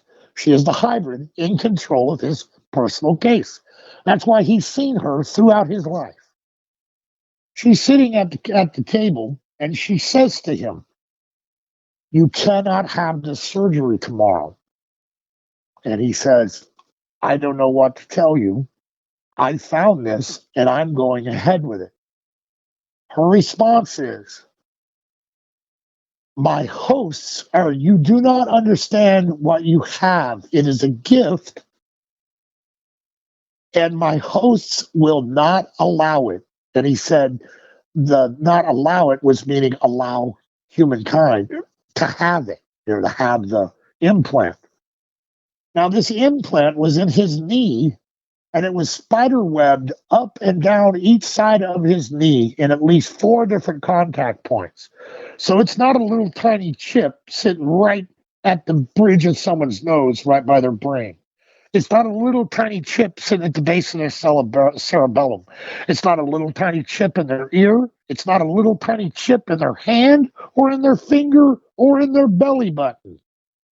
You're talking about a 1-foot-long, 6-inch wide thing x-rayed in his knee that's, quote, special by the aliens. It's special. They're trying to tell him this. And she's telling him, my hosts, which is a scary word, my hosts will not allow it. He assures her he's going to go through with it. Wakes up in the morning, he has a strange little scar on his knee and can already tell it's gone. Goes that day for the surgery and it's gone. So, Terry Lovelace wound up being the treasurer of the United States. And I don't know what other incredible things have happened in his life, But if he had a special implant, then it's my guess that the Bigfoot and Dogman get the special implant because they don't have to hide it. They don't have to hide it in a rice grain, so that the human can't find it and remove it. They just implant them. Okay. Because if they're chipping people, they're chipping the genetic program, period. So that when you see a Bigfoot's eyes light up, like they're lit up, like people who see it talk about it, it's literally a luminescent source coming from behind their eyes. I do not put it past aliens at all to be able to see in that Bigfoot or Dogman's eyes real time. I also do not put it past them for their technology to cause this experience. Like when you stick a flashlight in your hand and you can see through your hand in that color. That's the same color comes out of a Bigfoot's eyes. It's my guess that's probably a chip. Yeah, it could be. You were saying earlier that the portal thing is complete BS, and you never really got into that. Why is it BS if you saw one completely disappear? Are you saying that the UFOs are manipulating what people are seeing? Is that kind of what you were getting at? Yes. So I do not have to make up a fantasy creature that has to have an organ on board to create interdimensional holes in space to walk through. Mm-hmm. There's no need for it. 40 years of ufology have told the reader about portals the whole time. Mm-hmm. Portals and people's fascination with them just come in the last 20 years. Because if you're under 30 years old, and I got news, people under 30 have no fucking clue about abductee ufology, and they therefore have no clue about the genetic program going on Earth and in the woods. So only people 30 and above know about it? Well, for the most part, it seems. Because most people who are under 30, they have this time-hopping monkey man that's from some other planet, and he's some gifted, wise, blah, blah, blah, and all of it is just horseshit. There's absolutely no evidence to back any of it. Is there evidence to find portals in ufology? Yes, 50 years of it. Yeah, well, I mean, I can't say any of that's BS just because, I mean, we're all pulling information from somewhere, unless it's an actual experience and they told you. But I'm not going to go out on a limb and say, people are full of it. But I understand. That's okay. You don't have to. They're not full of it. They're not full of it. My point is no one really knows. I mean, you're pulling your information from different stories that have happened here, there, and different researchers. So you really don't know yourself. So you can't say other people are full of shit. I don't know, but when I can make a delineation between, okay, so I know of 70 different incidences over the past 50 years with 14 different abductees where they've had an experience with quote, a portal. And the portal was directly tied to the aliens that are in their life. I cannot then, after 40, 50 years of this experience, then buy into the fact that Bigfoot's just sitting out there in the woods, levitating around, going invisible at will, and stepping through portals that he creates with his mind. Because if that's the creature he is, then why does he smell like shit? Why does he have hair follicles? Why does he have 2 eyes and a nose and a mouth to consume food? Why is he exactly like an Earth creature? Mm-hmm. But if there's aliens, there wouldn't just be the aliens. There's going to be probably billions or even trillions of races that may have never even made contact before. There can't just be one race of aliens that control everything. So I can tell that you've done very little research on this subject. No, that's from my research from people that have talked and interviewed and have worked for the government that say there's different races. I'm pulling this from my research, not from things that I'm making up. Okay, well, right, I don't doubt that. Let me tell you what. But it seems like you're judging that I don't know anything because of my age. No. Okay. No, I'm not. You can be 30 years old and have read everything that I've read, follow the same path, and know everything I know, and therefore you would know differently. Yeah. Well, if you want to know differently, I can start you, and it has nothing to do with my work. Like, I've done plenty of work with abductees who are also Bigfoot researchers. Like, I have an iPad filled with evidence from Australia all the way down to a Bigfoot face over a fence with a rod in front of it, Mm-hmm. which proved to me that the rod, is an alien scout device, which it took 25 years to get that proof. But I proved to myself sufficiently that as he sends me a 3-piece picture, this is the UFO landing, this is something coming over the fence, and the rod is actually tumbling at the time, which people have seen them look like tumblers. It's tumbling, and in the third pic, there it is, an absolute, probably 12 to 18 inch long, glowing, undulating rod. Behind it, 10, 12 foot, a giant Bigfoot face. So he tells me the experience is the UFO lands, and he feels like someone's around, and he takes a few pictures. He never sees anything except the Bigfoot, except what he thought was the UFO landing. He never saw the Bigfoot. He never saw the rod, nothing.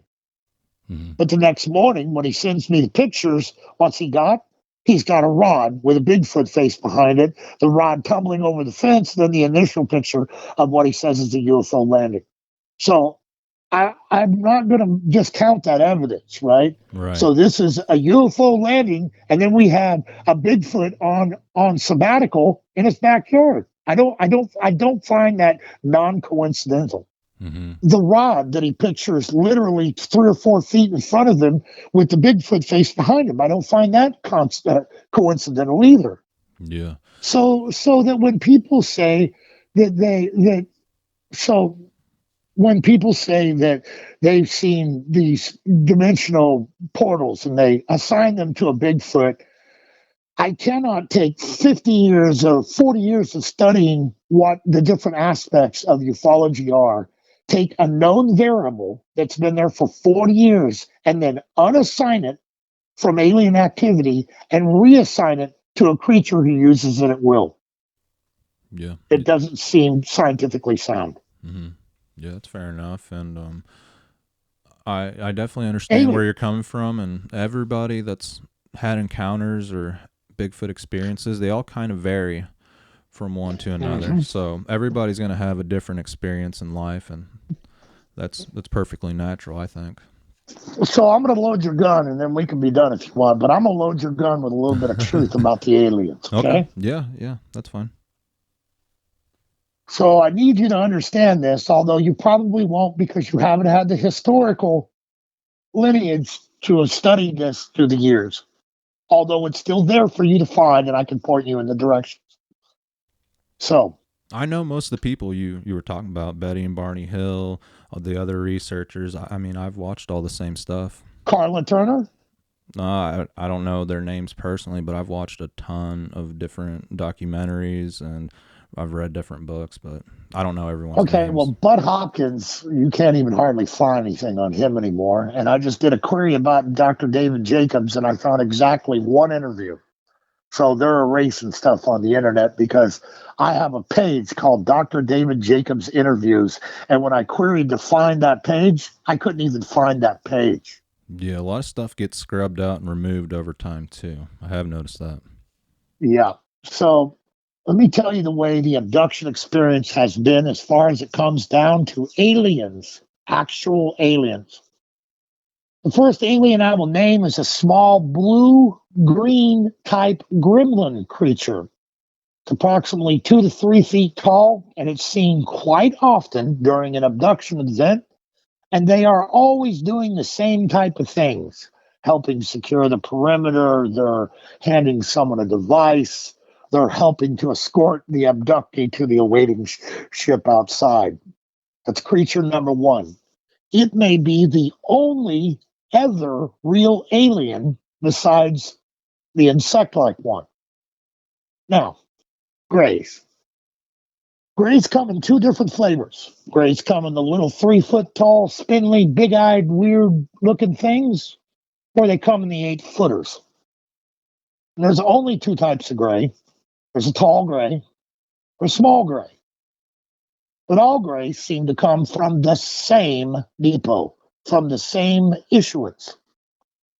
While Dr. David Jacobs was in regression with a patient, he lucked onto one of the most incredible pieces of information ever found out. How do we find out real information about aliens?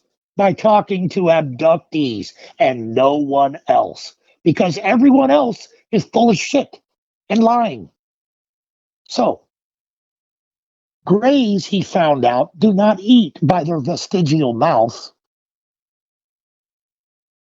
They eat by having a brown paste smeared on them at some central hub. Now we know how greys eat. Now, why would a gray have a vestigial mouth, a vestigial nose, and vestigial ears if it wasn't part of us? Why is it that grays have said for 40 years that they're creating other ones out of a female zygote? And then lo and behold, you will have more grays. It's obvious that grays are a genetically created species, probably from female zygotes all across the planet. Something you never see in grays, an old gray. Abductees have reported 0 times over 50 years seeing an older, small gray, or an older, tall gray. So as it stands, the grays are a genetic creature created by the only real alien here, and that's the insect-like one. Now, why do I say this? Well, first of all, I'd have to say that the saurian ones and the reptilian ones are real. Are you talking about the praying mantis people? I'm talking about the praying mantis ones, the ones that they say look like a mantis. Mm-hmm. But you've heard of the reptile-like ones, reptilian ones? Yeah. I mean, everything you've talked about, I've researched everything. But yeah. So they're real. Yeah. A lot of people claim it's real, just like Bigfoot. And I feel like there's more sufficient evidence with cryptid creatures because you got tracks, hair, video, stuff like that. But the aliens, the aliens aren't trying to leave evidence. It's they're a little bit more on the intelligent side. I mean, Bigfoot's intelligent, but UFOs, that's on a whole different level. But whole different level. Yeah, we could go into that for weeks. I think so. It's my life's message now. Once I realized that the genetic program is going on in the wood just as much as it's going on in the city. Yeah. I had to ask why. Why? Like, why? No, I understand. I agree with your theory that there's a genetic program going on out there, no doubt. And I mean, when it comes down to that's definitely something I agree on for sure.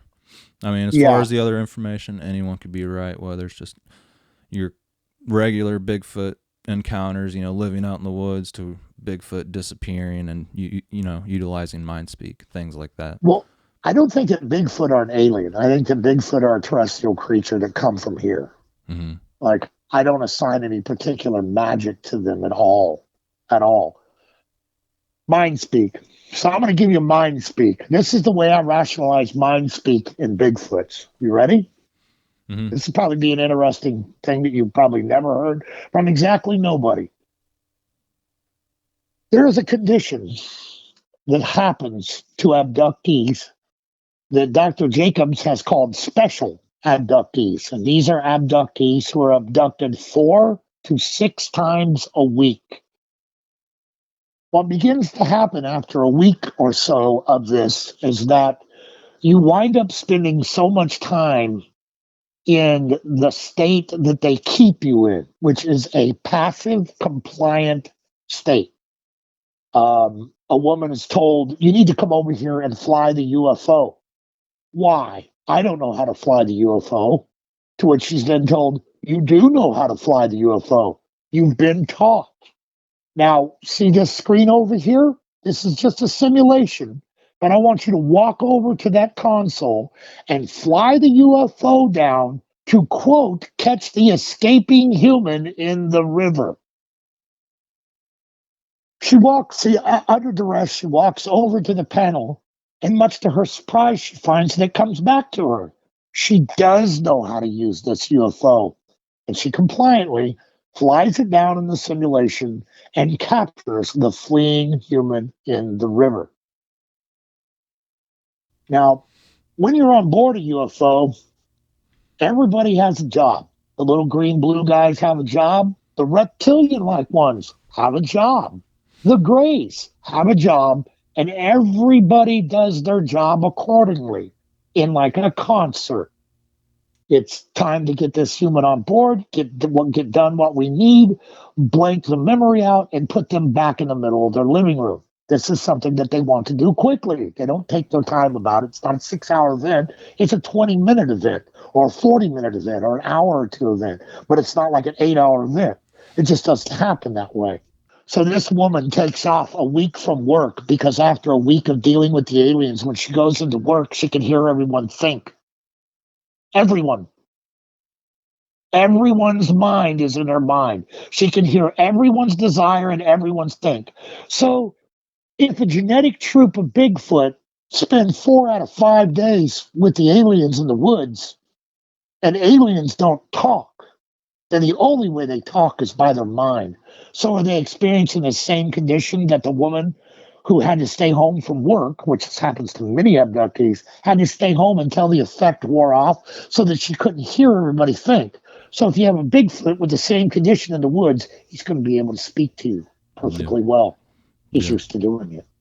Well, let me tell you my theory before I get off the phone, because if you've really done your research on Bigfoot and aliens, it will lead you straight to the Bible, and you would know that all of this is demonic activity as far as everything that's being done. And everything that's been said in the Bible that the Nephilim would return, and they've done these experiments on people. There were giants, there were these creatures in the past, and it says that they will Genesis return. chapter 6, verse 1. So do you feel like all this research has led you back to the ancient past where it talks about all this stuff in the Bible?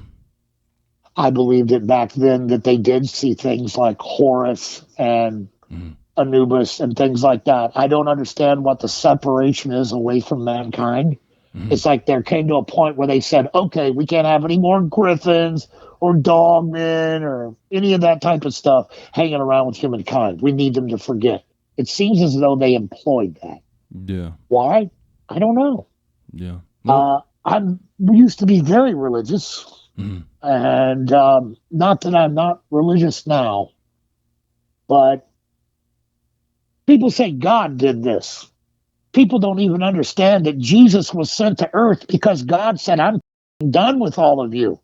I want to kill all of you. I want to wipe all of you out and start over. And Jesus went, Dad, wait a second. People don't understand that that is the story of the Bible.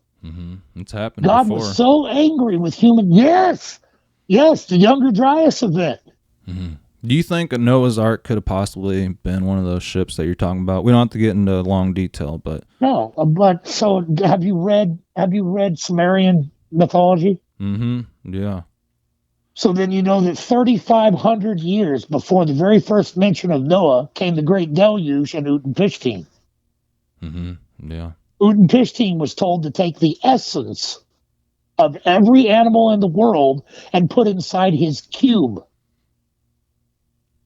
3,500 years later, you have a story where it starts out and God says, and Noah's lineage was pure through the ages.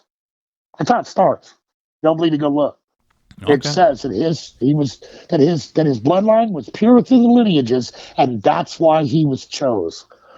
So am I to ignore 3,500 years before that the Sumerians have the exact same thing?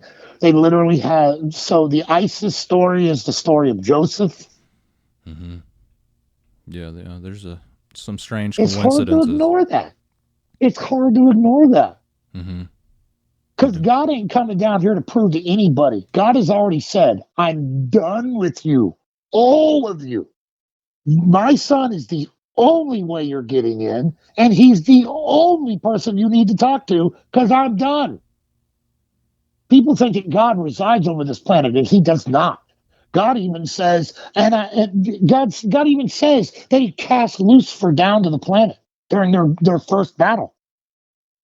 So if he cast him down here and never drew him back up, or Satan never left, he's here. Right? Yeah. Kind of like the Roman soldier that's been alive since 7,000 years ago.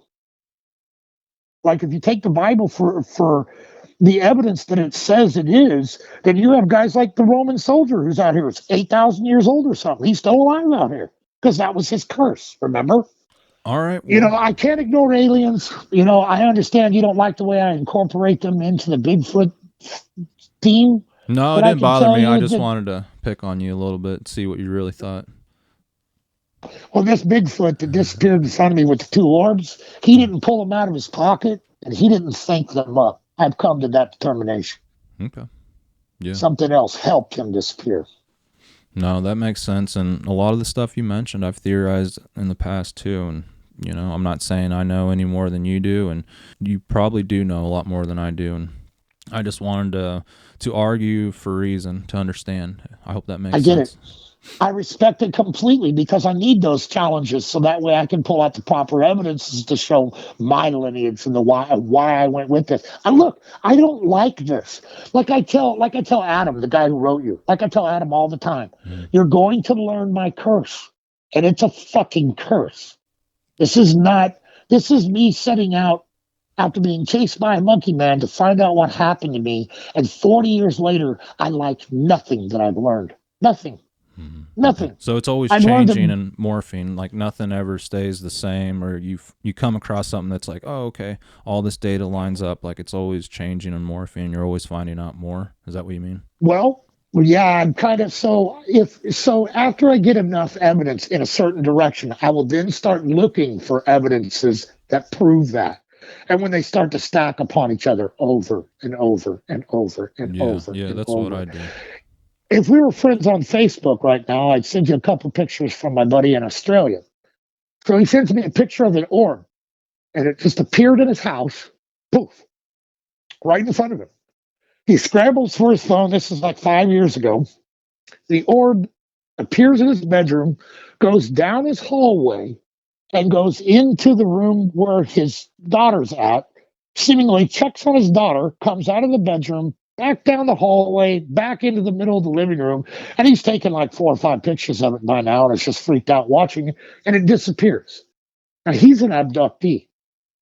So am I to separate his abduction experience away from the orbs that show up in all abductee experiences?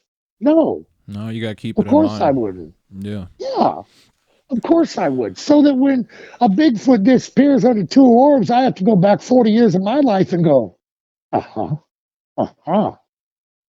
Yeah, yeah, that makes sense. And Chad, if you can, find out if we can go to that property and just let them know kind of what's going on, and let me know what Do you you want find me out. to tell them that we're going to be filming? Yeah, just tell them that we'll film, and we won't. It's only woods and trees. We won't film like the house or anything that people will be able to identify. You know. Yeah, no. Okay. Yeah, just let them know, and Okay. we'll keep in contact. I'll keep texting you, and Yeah. I really appreciate you sharing all that information with me. I really do, and I hope I didn't sound too harsh. I just wanted to make sure that you weren't, you know, just fabricating anything, and that you did have like leads and people that you've talked to or interviewed or research that A you've whole done. lot. So I understand, and I just had to prove I don't that go in to the any woods listeners. anymore because of this, bro. I haven't hunted deer in 25 years. I haven't gone fishing like deep in the woods and holes that I know have record bass in them because I'm not going back there. So one time when I was 16 and a half, my good friend Ron Edgen came down to live with me and my grandfather for a summer. And in the 20s, there were these ponds that were built by poor people. The state came in here in Missouri and hired a bunch of men to go out and survey the hills and find underground, water, and then they would tap into it and create stair-step ponds, and they would seed them with fish. It was just part of the program to keep people working. My grandfather showed me one of these when I was, I don't know, 15 or so. So me and Ron are walking up from it one day, leaving it after fishing, and we're literally being trailed by something walking on 2 feet. And so that's the day I told him what had happened to me. And he thought I was full of shit. And I suppose still thinks I'm full of shit. But I can tell you that we were falling out of that place that's just about 3 miles from my grandfather's house. Yeah, yeah, it sounds like Sasquatch. All right, You know? Chad. Well, I got to run and cook some dinner or go to the Right grocery on. store get some food. But I appreciate you taking the time to talk to me. Yeah, man. It's I was afraid that, there's so much the orbs and shit. I was afraid that would put you off. And then No, the no, fact that I've I been a have heard. ufologist. No, I do. Like, I haven't heard the abduction thing with Bigfoot people personally, but I do hear the orb thing over and over, the mind speak, and some people invisibility. So that is a thing. So, we stack evidence. You and I both stack evidence by hearing what happened to subject A or subject B or experiencing it ourselves. Very few of it comes by an epiphanal way, meaning that you're sitting there in contemplation one day, which is what I do all day long. I do nothing but research all day long and read books. That's what I do. Yeah. So one of the things that I can tell you that helps solidify for me that Bigfoot is part and parcel to abductees' abductions. I'll in 2 minutes, I know you got to go. In 2 minutes, I'll tell you about a woman who lives in California named Claudia Ackerley. Do you know who I'm talking about? No, I haven't heard of her. Claudia Ackerley is the woman who sued California over her and her daughters seeing 2 Bigfoot up on a mountain. You could probably find it on Google by that. Long story short, about a year after she sees this, my name makes it to her with honors or whatever. So another female abductee that I know, because I make friends with these people, tells me that Claudia wants to talk to me. In the end, Claudia showed me 2 things that were fucking incredible. One was she showed me, and one she told me and showed me. The first one was a dog man following her in the woods, which I have the picture of, and you've never seen it because it's hers, and she's given me carte blanche permission to use it, so the only person that would have ever posted it is me or her. I can show you that picture if you'd like, and it's an absolutely plain as day, clear dog man. Okay. Yeah, I'll try to find you So on Facebook again. that's the picture. And the second one was a small story she told me. She said, "Chad, do you think that they will come in my house?" And I said, "Claudia, I've heard a lot of things, but I've never heard of one being in someone's house. I just have never heard that. Just kind of casually being in someone's house or come in or even coming with during an abduction event. I've never heard of anyone seeing a Sasquatch at the time during their abduction event in their house." And she says, "I have one that sits behind me at my computer desk when I sit here at night." And I said, "Really?" And I said, "In the house with you?" And she said, "Yep, he sits in the house with me with his hands on my shoulders while I sit here at my computer station." And I said, "Wow, that's one I've never heard, Claudia." She said, "Do you think it's real?" I said, "Claudia, I can't say yes. I can't. I don't know, first of all. This is your recollection. I've never heard another abductee have this type of recollection, just standing there behind you with its hands on your arms." And she says, "Well, I have proof." I said, "You got proof?" She said, "Yeah, look." She turns her camera around. She turns around in her chair and points to the ground right behind her. And in a 3'3" area, her beautiful white shag carpet has been ruined by dirty feet. Yeah, that is unusual. I've heard stuff like that before. I actually have an Yeah. interview I'm contemplating on putting out there because I've never heard anything like it. A guy that had a Bigfoot encounter, his girlfriend claims that there's one in the house or going through the wall or something like that. Or, it sits in the house every now and then. Something like that. I got it all on an interview. I just got to put it together.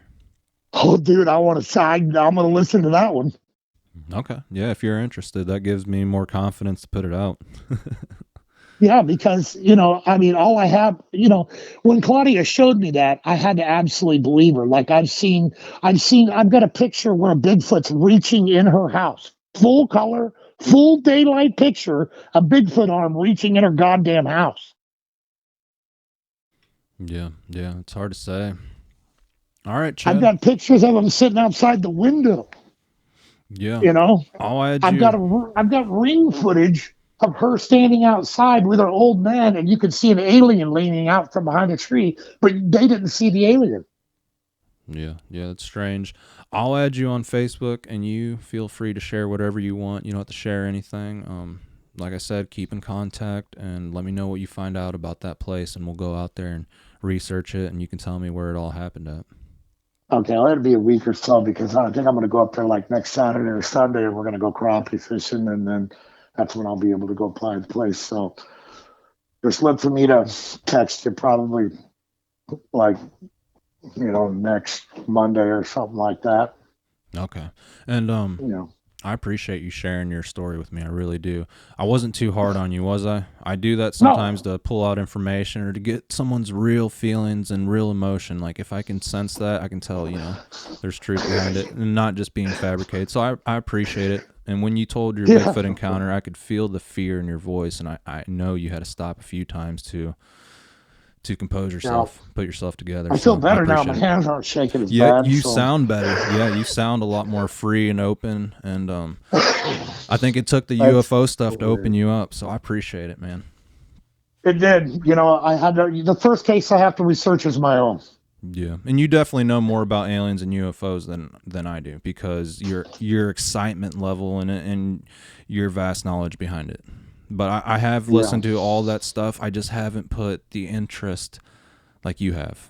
So I hope that makes sense. So one person hears a story and another one does and doesn't pull the same info out, so. Well, I'm sure your life is very full of gathering and collecting Sasquatch information too. So, how are you going to sit down and read 25 compendiums on abducting ufology in a week when you've got plenty of other stuff to do. I'm sure you got a job and kids and all that kind of crap. So, well, until the BFRO proves everything, I'm going to remain open to everything else because they haven't proved too much other than the activity and that they're out there. Yeah, that's right. They go out and clang some pots together and then get them to look at them through the woods. Mm-hmm. Yeah, there's a lot more, like you said. But yeah, all right, I'm going to let you go. I got to run for now. And yeah, it was really nice talking to you. So just keep in touch and we'll meet up soon. Send me a friend request on Facebook and I'll sign into Facebook today later because I don't ever go on that fucking thing. Yeah. I've tried to tell this story before and I've been ridiculed and laughed at and scoffed at and told I'm a liar and I don't know shit and all this stuff. So basically I don't do this anymore. Yeah, well that won't happen here. Adam telling me that, that he knew you and that of all the people that would handle me better, it would be you. And I knew of you because I'd watched a few. I get all your notifications.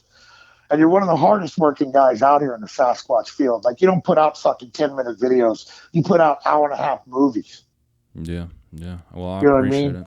Yeah. You cover all the bases. You're an intelligent kid. I've seen you questioning things during investigations. You're not just out there trying to get anybody's comic book story. And I like that.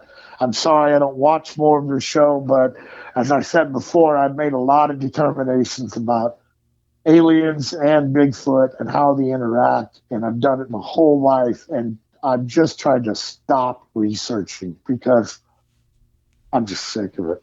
Yeah, no. I'm just sick of it. I understand, and I want you to know that I believe your story 100%, and I'm so thankful that you decided to come on the show and talk to me, and this made my day, so I'm excited. Right on. Well, I'll get his permission on that land next weekend, and we'll get over there. All right. Yeah, that sounds good. And yeah, you have an excellent day, and I had a good time speaking with you, sir. Thank you, sir. So send me that friend request, and I'll send you some crazy pictures off and on. Yeah, absolutely, and we'll talk soon. Okay, man. Talk to you later, brother. All right. Take care. Okay, bye. Bye.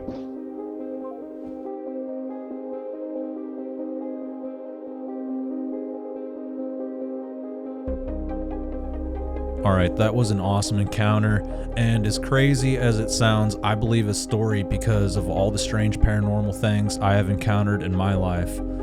You guys know as well, if you follow the channel, that I have encountered the orbs on several occasions, whether it's in the woods or up in the sky. So for the people that don't believe my UFO stories, is that Starlink satellites moving through the woods as well? Haha, you guys always have an explanation for everything. Just kidding, but I like to pick on the skeptics as well from time to time. On a serious note, I do feel the male Sasquatch he encountered would have torn him apart if it knew Chad was close to the female and the little one. I feel the whole time this jet black Sasquatch was trying to herd you out of the area so you didn't know its family was around, and it also found the opportunity to take your stringer full of fish. What did you guys think about the orb scenario and the Sasquatch just disappearing right before his eyes? I mean, as crazy as it sounds, why don't we find any Sasquatch bodies? You know, not even a skull. How many times have you guys heard reports where someone talks about finding Sasquatch tracks and they just disappear? And it's not like Chad is the only one out there. There are many people who have claimed to see a Sasquatch and it just disappeared. Anyways, I appreciate everyone for watching, and if you guys can, please subscribe to the channel and give this video a thumbs up. Be sure to check out my big film that's coming out this Sunday, and I appreciate everyone for watching. Thank you, and take care. Bye.